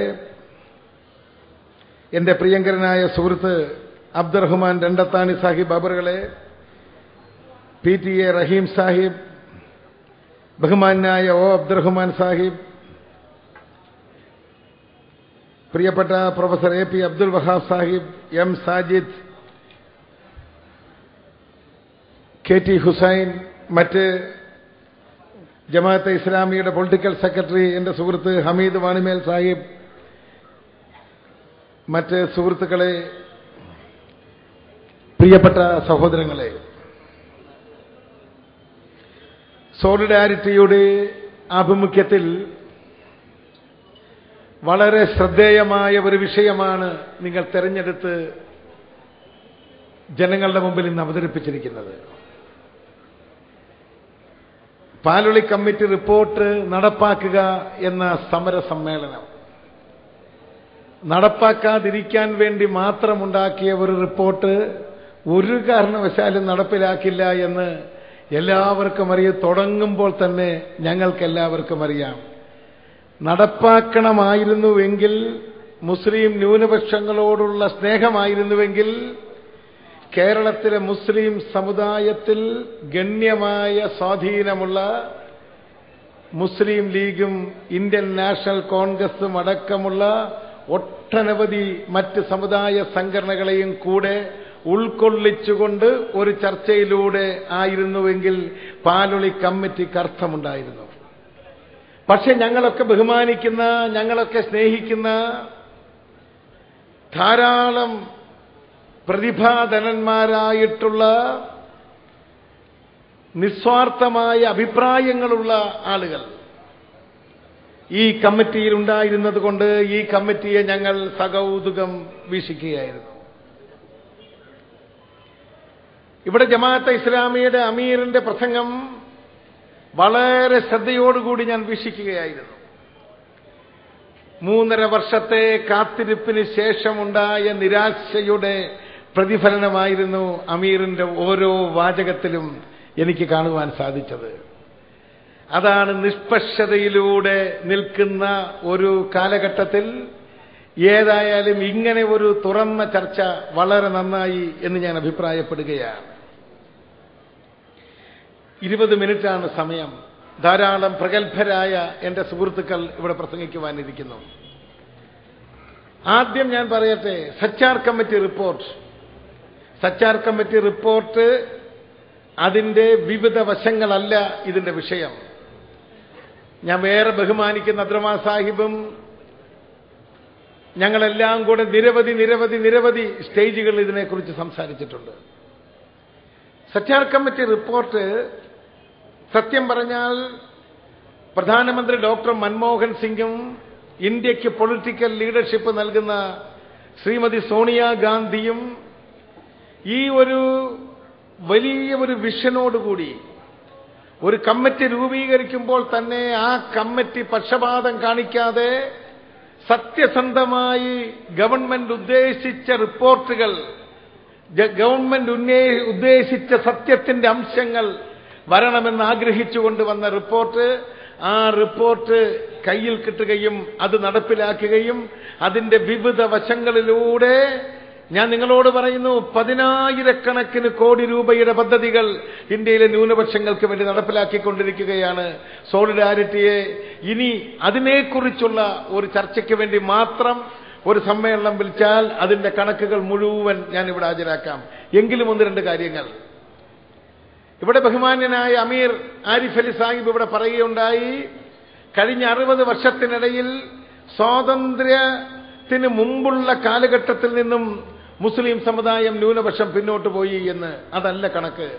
സച്ചാർ കമ്മിറ്റിയുടെ കണ്ടെത്തലുകൾ അതല്ല. അവിടെ ഞാൻ ഡിഫർ ചെയ്യുന്നു. സച്ചാർ കമ്മിറ്റിയുടെ കണ്ടെത്തലുകൾ പുരോഗതി ഉണ്ടായിട്ടുണ്ട്, പുരോഗതി വേഗത്തിലായില്ല. പുരോഗതി ഉണ്ടാവണമായിരുന്നു. അങ്ങനെ പുരോഗതി ഉണ്ടാക്കുന്നതിന് വേണ്ടിയുള്ള വിവിധ സ്റ്റെപ്പുകൾ മുസ്ലിം സമുദായത്തിന്, മൈനോറിറ്റിക്ക് ആകെ പ്രയോറിറ്റി ലെൻഡിംഗ് ഏരിയയിൽ 10% ലോൺ കമ്പൽസറിയായി കൊടുക്കണമെന്ന അവസാനത്തെ റിസർവ് ബാങ്കിന്റെ മാസ്റ്റർ സർക്കുലർ അടക്കം, ലക്ഷക്കണക്കിന് 25 ലക്ഷം വിദ്യാർത്ഥികൾക്ക് സ്കോളർഷിപ്പ് കൊടുക്കുന്ന അടക്കം, 3950 കോടി രൂപയുടെ പദ്ധതികൾ മൈനോറിറ്റി കോൺസെൻട്രേറ്റഡ് ഡിസ്ട്രിക്റ്റുകൾ എന്ന് പറഞ്ഞുകൊണ്ട് 90 ജില്ലകൾ തെരഞ്ഞെടുത്ത് നടപ്പിലാക്കിക്കൊണ്ടിരിക്കുന്നതടക്കം, മൗലാന ആസാദ് ഫൗണ്ടേഷന്റെ കോർപ്പസ് ഫണ്ട് വിപുലീകരിച്ച് നടത്തുന്നതോടൊപ്പം വിവിധ കേന്ദ്ര ഗവൺമെന്റ് സ്ഥാപനങ്ങളിൽ മുജീബുർ റഹ്മാൻ പറഞ്ഞ ഉണ്ടായിട്ടുള്ള അപാകതകൾ മാറ്റുന്നതിന് വേണ്ടി നടത്തുന്ന പരിശ്രമങ്ങളടക്കം നിരന്തരമായ ഒട്ടനവധി പരിപാടികൾ നടന്നുകൊണ്ടിരിക്കുന്നു എന്നുള്ളതാണ് സത്യം. നമ്മുടെ വിഷയം പാനുളി കമ്മിറ്റി റിപ്പോർട്ടാണ്.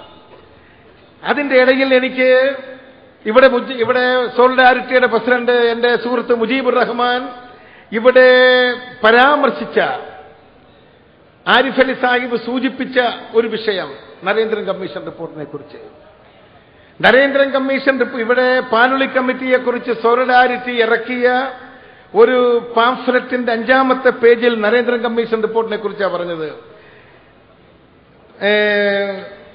അതായത് സംവരണ തത്വത്തെ എന്തായിരുന്നു സംഭവിച്ചത്? നരേന്ദ്രൻ കമ്മീഷന്റെ റിപ്പോർട്ട് എന്താണ്? 18,000-ഓളം തസ്തികകൾ, 18,525 തസ്തികകൾ പിന്നോക്കക്കാർക്ക് നഷ്ടപ്പെട്ടു. 7,385 തസ്തികകൾ മുസ്ലിം സമുദായത്തിന് നഷ്ടപ്പെട്ടു. 10 കൊല്ലത്തെ കണക്ക്. ഈ റിപ്പോർട്ട്, ഇതിന്റെ സംഘാടകർക്ക് തെറ്റുപറ്റിയിട്ടുണ്ടെങ്കിൽ തിരുത്തണം. ഈ റിപ്പോർട്ടിന്റെ അടിസ്ഥാനത്തിൽ കേരളത്തിലെ മുസ്ലിം സമുദായം അടക്കമുള്ള പിന്നോക്ക സമുദായങ്ങൾക്ക് വേണ്ടി UDF സർക്കാരിന്റെ അവസാന കാലഘട്ടത്തിൽ ഉണ്ടാക്കിയ നരേന്ദ്രൻ കമ്മീഷൻ പാക്കേജ്, ഞാൻ ഉറപ്പിച്ചു പറയുന്നു, അന്നത്തെ കാലഘട്ടത്തിലും ഇന്നും അതുകൊണ്ടുണ്ടായിട്ടുള്ള നേട്ടങ്ങൾ നിസ്സീമമാണ്. അതല്ലാതെ മറ്റൊരു മാർഗവും ഉണ്ടായിരുന്നു. നരേന്ദ്രൻ കമ്മീഷൻ പാക്കേജ് സവർണ ബുദ്ധികളിലൊന്നും ഉടലെടുത്തതല്ല. നിങ്ങളോട് സംസാരിക്കുന്ന എളിയവനായ ഞാനടക്കം ഒട്ടനവധി ആളുകൾ മണിക്കൂറുകൾ ദിനരാത്രങ്ങൾ E.T. മുഹമ്മദ് ബഷീർ അടക്കമുള്ള ധാരാളം ധാരാളം സംഘടനകൾ ഞങ്ങൾ ഒരുമിച്ച് സംസാരിച്ചും രാത്രികളില്ലാതെ രാത്രി പകലാക്കി ചർച്ച നടത്തി ഉണ്ടാക്കിയ ഒരു പാക്കേജായിരുന്നു. അന്ന് UDF സർക്കാരും ജമാഅത്തെ ഇസ്ലാമിയുമായി നല്ല ബന്ധമില്ലാതിരുന്നിട്ടും ആ ചർച്ചകളുടെ മുഴുവൻ വിവരങ്ങൾ എല്ലാ ദിവസവും ഞാൻ ആരിഫ് അലി സാഹിബിനെ അറിയിക്കുകയും ഉപദേശ നിർദ്ദേശങ്ങൾ തേടുകയും ചെയ്തിരുന്നു. എന്തായിരുന്നു ആ പാക്ക്? ഒരു ചുരുക്കി സമയമില്ല, അതല്ല നമ്മുടെ വിഷയമെങ്കിലും പരാമർശിക്കപ്പെട്ടത് കൊണ്ട് പറയുകയാണ്. ഈ നഷ്ടത്തിനുള്ള പ്രധാനപ്പെട്ട കാരണം ഞങ്ങൾ കണ്ടെത്തിയത്, അർഹതയുള്ള ആളുകളെ കിട്ടാതാകുമ്പോൾ, ഇപ്പോൾ ഉദാഹരണമായിട്ട് ഒരു പോസ്റ്റിലേക്ക് 20 മുസ്ലിം സമുദായത്തിൽപ്പെട്ട അംഗങ്ങളെ റിക്രൂട്ട് ചെയ്യണമെങ്കിൽ ഇന്റർവ്യൂ നടത്തി വരുമ്പോൾ 10 പേര് 15 പേരെ ഉണ്ടാകത്തുള്ളൂ. ബാക്കി 5 എണ്ണം പാസ് ഓവർ ചെയ്തു പോകും. അപ്പൊ നോ കാൻഡിഡേറ്റ് അവൈലബിൾ എന്ന് പറയുന്ന NCA ആയി അത് മാറും. അങ്ങനെയാണ് ഇതും കൂടുതൽ വന്നത് എന്ന് ഞങ്ങൾ കണ്ടെത്തി. അതിന്റെ അടിസ്ഥാനത്തിൽ ആദ്യമായി സപ്ലിമെന്ററി ലിസ്റ്റ് 5 ഇരട്ടിയാക്കി. എന്ന് പറഞ്ഞാൽ മുസ്ലിം സമുദായത്തിൽ ആകെ 5 വേക്കൻസി ഉണ്ടെങ്കിൽ 25 സപ്ലിമെന്ററി ലിസ്റ്റായി. സപ്ലിമെന്ററി ലിസ്റ്റ് അതോടുകൂടി സ്റ്റാറ്റ്യൂട്ടറിയായി സപ്ലിമെന്ററി ലിസ്റ്റ് കൂടി. എന്നിട്ട് പിന്നെ ഞങ്ങൾ കൊണ്ടുവന്ന ഒരു ഭേദഗതി, ഞാൻ പറയുന്നു വിപ്ലവകരമായ ഒരു ഭേദഗതിയായിരുന്നു നരേന്ദ്രൻ കമ്മീഷൻ പാക്കേജിൽ ഉണ്ടായത്. ആ ഭേദഗതി ഇതാന്ന് പറഞ്ഞാൽ, അർഹതയുള്ള കാൻഡിഡേറ്റ്സിനെ ഒരു സമുദായത്തിൽ നിന്ന് കിട്ടിയില്ലെങ്കിൽ those vacancies shall be filled by direct recruitment. ഒരു കണക്ക് ഞാൻ പറയട്ടെ. 2006 ഫെബ്രുവരി 2 മുതൽ 2009 ഓഗസ്റ്റ് വരെ 2200 തസ്തികകളിൽ ഡയറക്ട് റിക്രൂട്ട്മെന്റായി പാസ് ഓവർ ചെയ്യപ്പെട്ടു പോകാതെ പിന്നോക്ക സമുദായങ്ങൾക്ക് കേരള സർക്കാരിന്റെ വിവിധ വകുപ്പുകളിൽ ജോലി കിട്ടി. 2200 22% മുസ്ലിം സമുദായത്തിലാണ് 495 തസ്തികകൾ കിട്ടി. ഇത് 5 ഇരട്ടി സപ്ലിമെന്റ് വരുമ്പോൾ കുറെ നഷ്ടങ്ങൾ നികത്തപ്പെടും. എന്നിട്ടും വന്ന നഷ്ടത്തിൽ നിന്നുമാണ് മുസ്ലിം സമുദായം. അതുകൊണ്ട് ആ പാക്കേജിന്റെ കുഴപ്പമില്ലായിരുന്നു. പക്ഷേ അന്ന് എനിക്ക് ഇന്ന് ഓർമ്മയുണ്ട്, കോഴിക്കോട് 18ഓളം ബഹുമാന്യ വ്യക്തികൾ പങ്കെടുത്ത മാധ്യമം സംഘടിപ്പിച്ച സെമിനാറിൽ എല്ലാവരും പറഞ്ഞു സ്പെഷ്യൽ റിക്രൂട്ട്മെന്റ്. മനസ്സിലാഗ്രഹമുണ്ടായിരുന്നു, എവിടെ സ്പെഷ്യൽ റിക്രൂട്ട്മെന്റ്? പാലൊളി കമ്മിറ്റിയുടെ ആദ്യത്തെ ഏറ്റവും കൂടുതൽ അതിൽ പങ്കെടുത്ത മുഴുവൻ ആളുകളും ഈ ലാഗ് ഇല്ലാതാക്കുവാൻ, ഈ നഷ്ടം ഇല്ലാതാക്കുവാൻ സ്പെഷ്യൽ റിക്രൂട്ട്മെന്റ് വേണമെന്ന് പറഞ്ഞു. ഞങ്ങൾ ചെയ്തത് ഇനി ഈ നഷ്ടമുണ്ടാകാതിരിക്കാൻ സോളിഡാരിറ്റി കണക്ക് പരിശോധിക്ക്. ഈ റിപ്പോർട്ട് നടപ്പിലാക്കി, ഈ പാക്കേജ് നടപ്പിലാക്കിയതിന് ശേഷം പിന്നോക്ക സമുദായങ്ങൾക്ക് വന്ന നഷ്ടം വളരെ വളരെ പരിമിതമാണ്. ഇല്ല എന്ന് വേണമെങ്കിൽ പറയത്തക്ക രീതിയിൽ പരിമിതമാണ്. അപ്പോൾ ഒരു കാര്യം, എവിടെ സ്പെഷ്യൽ റിക്രൂട്ട്മെന്റ് പോയി? ഈ കമ്മിറ്റിയിൽ അംഗങ്ങളെല്ലാം സ്പെഷ്യൽ റിക്രൂട്ട്മെന്റ് വേണ്ടി വാദിച്ചവരായിരുന്നു. അതിനെക്കുറിച്ചില്ല. ഒരു കാര്യം മനസ്സിലാക്കണം, നമ്മുടെ രാജ്യത്ത് പിന്നോക്ക സമുദായങ്ങൾക്ക് വേണ്ടി കൊണ്ടുവന്ന ഒരു പാക്കേജിന്റെ കഥയാണ് ഞാൻ പറഞ്ഞതെങ്കിൽ മുസ്ലിം സമുദായത്തെ ഉന്നമനത്തിന് വേണ്ടി കൊണ്ടുവരുന്നു. സച്ചാർ കമ്മിറ്റി റിപ്പോർട്ടിന്റെ അടിസ്ഥാനത്തിൽ എന്ത് നടപടിയാണ് ഇവിടെ എടുത്തിട്ടുള്ളത്? കേന്ദ്രത്തിന്റെ ഒരു നിർദ്ദേശമുണ്ടായി. കേന്ദ്ര ഗവൺമെന്റിന്റെ നിർദ്ദേശം എന്ന് പറഞ്ഞാൽ എല്ലാ സംസ്ഥാനങ്ങളിലും മോണിറ്ററിംഗ് കമ്മിറ്റി വേണം. സെക്രട്ടറിമാർ അധ്യക്ഷരായിട്ടുള്ള മോണിറ്ററിംഗ് കമ്മിറ്റി, ചീഫ് സെക്രട്ടറിമാരാണ് അധ്യക്ഷൻ. ഒരു ജിഒ ഇറക്കി. ഇവിടെ ഒരു പ്രാവശ്യം പോലും മോണിറ്ററിംഗ് കമ്മിറ്റി കൂടിയിട്ടില്ല. ജില്ലകളിൽ കളക്ടർമാർ സെക്രട്ടറിമാരായ മോണിറ്ററിംഗ് കമ്മിറ്റി കൂടണമെന്ന് പറഞ്ഞു. ഒരു പ്രാവശ്യം പോലും ഒരു ജില്ലയിലും കൂടിയിട്ടില്ല. മൈനോറിറ്റി ജില്ല എന്ന് 90-ൽപ്പെട്ട ഞാൻ MP ആയ വയനാട് ജില്ലയിൽ പോലും ഒരു പ്രാവശ്യം കൂടി പോലും അത് കൂടിയിട്ടില്ല. ഇവിടെ മുജീബുർ റഹ്മാൻ അവതരിപ്പിച്ച റിപ്പോർട്ടിൽ പറയുകയാണ് 6ഓളം കാര്യങ്ങൾ നടന്നു എന്ന്. എവിടെ, ഏത് 6ഓളം കാര്യങ്ങളാണ് നടന്നത്? ഒന്നും നടന്നിട്ടില്ല.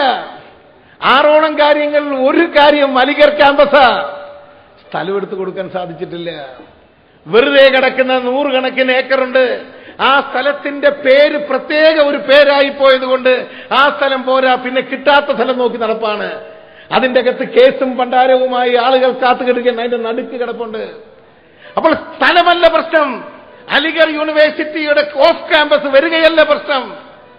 അത് ഏതോ ഒരു സ്ഥലത്തിന്റെ പ്രത്യേക പേരായിപ്പോയി. അത് പറ്റത്തില്ല. പിന്നെന്താ ഉണ്ടായത്? ഞാൻ ഒരുപാട് കൺവെൻഷനുകളിൽ, സെമിനാറുകളിൽ പങ്കെടുത്തു. എന്തായിരുന്നു? CBSE സ്കൂളുകൾ. ഞാൻ പറയുന്നു, മുസ്ലിം സമുദായം CBSE സ്കൂളുകൾ തുടങ്ങാൻ ആവേശത്തോടുകൂടി രംഗത്ത് വരുന്ന ഒരു കാലഘട്ടത്തിൽ അവിടെ വാതിലടച്ചു. കാരണം എന്താ പറയുന്നത്?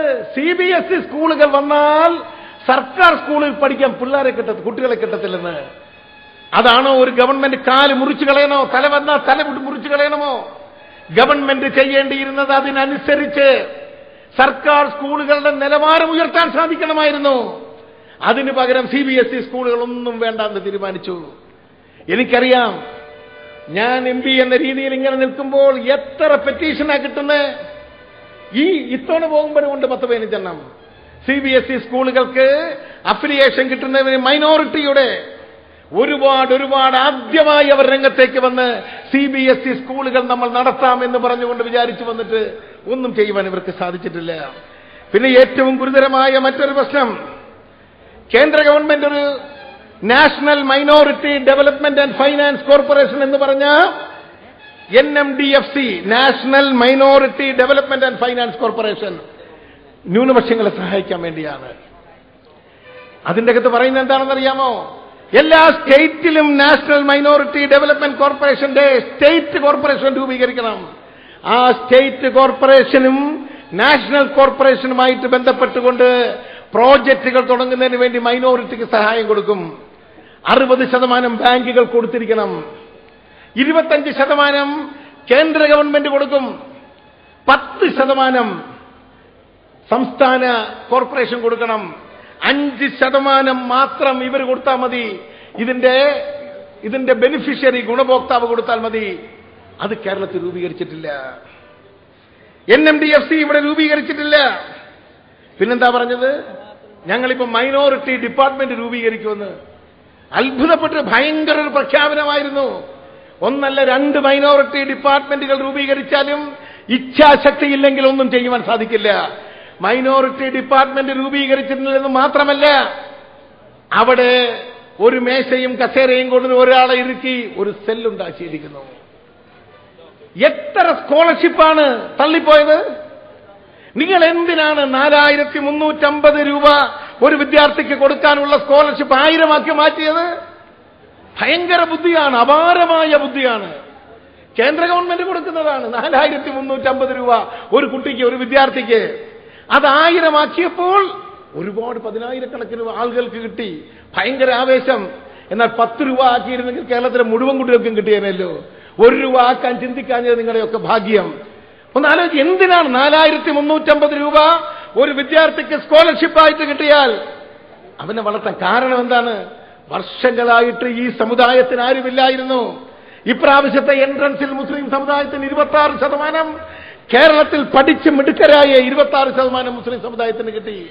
അതേപോലെ വളരുവാൻ, അവർക്ക് സ്കോളർഷിപ്പ് കൊടുക്കുവാൻ കേരളത്തിൽ മാത്രമല്ല ഇന്ത്യയുടെ നാനാഭാഗത്തേക്കും വെളിച്ചം കടക്കാത്ത ഒരു സമുദായത്തെ ഉയർത്തിയെടുക്കുന്നതിന് വേണ്ടി മുമ്പോട്ട് നീങ്ങുവാൻ സാധിക്കുമായിരുന്നു. പക്ഷേ സുഹൃത്തുക്കളെ, അതൊന്നും ചെയ്യുവാൻ ഇവർക്ക് സാധിച്ചില്ല. പാനൊളി കമ്മിറ്റി റിപ്പോർട്ടിന് മുമ്പ് ഇടതുപക്ഷം മാർക്സിസ്റ്റ് കമ്മ്യൂണിസ്റ്റ് പാർട്ടി വലിയൊരു സമ്മേളനം നടത്തി, മുസ്ലിം സമ്മേളനം. ധാരാളം ഞാൻ വളരെ ബഹുമാനിക്കുന്ന ധാരാളം സ്നേഹിതന്മാർ അവിടെ ചെന്നു. ആദ്യമായി കമ്മ്യൂണിസ്റ്റ് പ്രസ്ഥാനത്തിന്റെ ഒരു സമ്മേളനത്തിൽ വാങ്ക് വിളിക്കുന്ന ഒരു സമ്മേളനം, നമസ്കാരം നടക്കുന്ന ഒരു സമ്മേളനം. ആ സമ്മേളനത്തിൽ വെച്ച് കുറ്റബോധത്തോടുകൂടി അത് ഉദ്ഘാടനം ചെയ്യാമെന്ന സീതാറാം യെച്ചൂരി പറഞ്ഞു. പത്രക്കാർ രാവിലെ ചോദിച്ചതിന് ഉത്തരമായിട്ടാണ് പറഞ്ഞത്, പശ്ചിമ ബംഗാളിൽ മുസ്ലിം സമുദായത്തിന് സംവരണം കൊണ്ടുവരും. 97.4% മുസ്ലിമീങ്ങൾക്കും. സച്ചാർ കമ്മിറ്റി റിപ്പോർട്ടിൽ ഇന്ത്യയിൽ ഏറ്റവും അധികം പരിതാപകരമായ അവസ്ഥയുള്ളത് പശ്ചിമ ബംഗാളിലെ മുസ്ലിങ്ങൾക്കാണ്. കണക്കുകൾ കൂടുതൽ ഉദ്ധരിക്കുവാൻ സമയമില്ല. അതിൽ 97.4% മുസ്ലിമീങ്ങൾക്കും അവിടെ സംവരണമില്ല. കേരളത്തിലെ മുഴുവൻ മുസ്ലിമീങ്ങൾക്കും ഇവിടെ സംവരണമുണ്ട്. സംവരണം കൊണ്ടുവരുന്നു പറയുന്നു. നാളിതുവരെ പശ്ചിമ ബംഗാളിൽ പോലും സംവരണത്തിന് വേണ്ടിയുള്ള നടപടിയെടുക്കുവാൻ സാധിച്ചിട്ടില്ല. തീരദേശത്തെ മുസ്ലിം സമുദായം ഇന്ന് ഏറ്റവും അധികം ബുദ്ധിമുട്ടിൽ പട്ടിണിയിൽ കിടക്കുന്നത് തീരദേശത്തെ മുസ്ലിം സമുദായമാണ്. അവർക്ക് വേണ്ടി പാക്കേജുകൾ കൊണ്ടുവരുമെന്ന് പറഞ്ഞ് ഒന്നും കൊണ്ടുവന്നില്ല. ഈ പറയുന്ന പാനൊളി കമ്മിറ്റി എന്ന് പറയുന്ന റിപ്പോർട്ട്, ആ റിപ്പോർട്ട് പ്രസിദ്ധീകരിച്ചിട്ട് ഈ 6 സംഗതികൾ നടപ്പിലാക്കി എന്ന് മുജീബുർ റഹ്മാൻ പറഞ്ഞു. അതിന്റെ ശ്രമങ്ങൾ നടത്തി എന്ന് പറയുന്നു. ഒരു ശ്രമവും നടത്തിയിട്ടില്ല. അതിന്റെ ഇടയ്ക്ക് ഞാൻ വേറൊരു കാര്യം കൂടെ ഞാനൊന്ന് ചോദിച്ചു കൊള്ളട്ടെ. ഇതിന്റെ റിപ്പോർട്ടിൽ പാനൊളി കമ്മിറ്റിയുടെ അതിന്റെ കണ്ടെത്തലുകളിൽ ഒരു കാര്യം പറയുകയുണ്ടായി. ഇസ്ലാമോഫോബിയ വളർത്തുന്ന മാധ്യ പ്രചരണങ്ങളും മറ്റ് പ്രചരണങ്ങളും തടയാൻ നിയമനിർമ്മാണം ഉണ്ടാക്കണം. ശരിയാണ്, നല്ലതാണ്. നിയമനിർമ്മാണം ഒന്നും ഉണ്ടാക്കണ്ട. ഞാൻ ഒരു കാര്യം സിമ്പിളായിട്ട് ചോദിക്കുകയാണ്. ഏറ്റവും അവസാനം വളരെയധികം ചർച്ച നടന്ന ഈ ലവ് ജിഹാദ് എന്ന് പറഞ്ഞ ആ പ്രയോഗം കൊണ്ടുവന്ന ആരാണ്? 2 അത്യുന്നതങ്ങളായിട്ടുള്ള പോലീസ് ഓഫീസർമാരല്ലേ? ജസ്റ്റിസ് KT അച്യുതന്റെ മേത്തോട്ട് കയറിയിട്ട് കാര്യം അച്യുതൻ പറയാൻ പാടില്ലായിരുന്നു, ജസ്റ്റിസ് അച്യുതൻ. പക്ഷേ അച്യുതൻ പറഞ്ഞത് എന്താ? രണ്ടാമത് പറഞ്ഞത്, ലവ് ജിഹാദ് എന്നുള്ള പ്രമേയം എനിക്ക് കിട്ടിയത് എനിക്ക് തന്ന പോലീസ് റിപ്പോർട്ടിന്റെ അടിസ്ഥാനത്തിൽ അതിന്റെ അകത്ത് നിന്നാണ് വന്നത് എന്നാണ്. അതിനുശേഷം DGP കൊടുത്ത ആദ്യത്തെ റിപ്പോർട്ട് ടോട്ടൽ കൺഫ്യൂഷനാണ്. എങ്ങനെ വേണമെങ്കിലും വളച്ചൊടിക്കാം. രണ്ടാമത്തെ റിപ്പോർട്ട് പിന്നെയും കൺഫ്യൂഷൻ ബാക്കി. എന്തിനാണ് ഇസ്ലാമോഫോബിയ എന്ന് പറയുന്ന ഒരു വികാരം, ഒരു വേട്ടയാടൽ, ഒരു സമുദായത്തെ രാക്ഷസവൽക്കരിക്കുന്നതിന് വേണ്ടിയുള്ള ഒരു പ്രക്രിയയെതിരായി അഭിപ്രായം പറയുന്നവർ ഈ രാജ്യം ഭരിക്കുമ്പോൾ അതിന് അനുകൂലമായ രീതിയിൽ 1 കൊടുത്താൽ മനസ്സിലാക്കാം. 2ഉം 3ഉം കൊടുത്തിട്ടും വീണ്ടും അത് മിച്ചം നിൽക്കുകയാണ്. കർണാടക ഹൈക്കോടതിയിൽ പോലും കേരള പോലീസിനോട് ചോദിച്ചിട്ട് ഇതിനെക്കുറിച്ച് വിശദീകരിക്കാൻ പറഞ്ഞിരിക്കുകയാണ്. അപ്പോൾ ഇതൊന്നുമല്ല ഇതിന്റെ പ്രശ്നം. ഇതിന്റെ പ്രശ്നം എന്ന് പറഞ്ഞാൽ മനസ്സ് വേണം, താല്പര്യം വേണം. എന്താണ് മനസ്സെവിടെ എന്നുള്ള കാര്യം ഞാൻ പറയാം. നാഷണൽ ഡെവലപ്മെന്റ് കൗൺസിലിൽ ഡോക്ടർ മൻമോഹൻ സിംഗ് പ്രഖ്യാപിച്ചു, We will have to devise innovative plans. ഏറ്റവും പുതിയ പരിഷ്കൃതമായ പദ്ധതികൾ കൊണ്ടുവരണം. To ensure that the minorities, particularly the Muslim community, Muslim minority, are empowered to share equitability in the fruits of development. Narendra Modi ഇരിക്കുന്ന national development കൗൺസിലാണ് Manmohan Singh പറഞ്ഞത്. They must have the first claim on resources. 11ാം പദ്ധതിയുടെ 15% മൈനോറിറ്റിക്ക് വേണ്ടി മാറ്റിവെക്കുന്നു എന്ന് പ്രഖ്യാപിച്ച് പൂർണ്ണമായും നടന്നു എന്ന് ഞാൻ പറയുന്നില്ലെങ്കിലും ധാരാളം വിപ്ലവകരമായ പ്രവർത്തനങ്ങൾ പരിവർത്തനത്തിൽ നടക്കുന്നു. They must have the first claim on the resources എന്ന് പ്രഖ്യാപിക്കത്തക്ക രീതിയിലുള്ള ഇച്ഛാശക്തിയുണ്ടോ, അത് നടപ്പിലാക്കാനുള്ള ഇച്ഛാശക്തിയുണ്ടോ, അവിടെയാണ് ഈ സമൂഹം കാത്തിരിക്കുന്നത്. സമൂഹത്തിന് വേണ്ടത് അതാണ്, അതല്ലാതെ ഈ പറയുന്ന മുദ്രാവാക്യങ്ങളോ പ്രഖ്യാപനങ്ങളോ അല്ല എന്ന് മാത്രം പറഞ്ഞുകൊണ്ട് എന്റെ വാക്കുകൾ ഞാൻ അവസാനിപ്പിക്കുന്നു. അസ്സലാമു അലൈക്കും.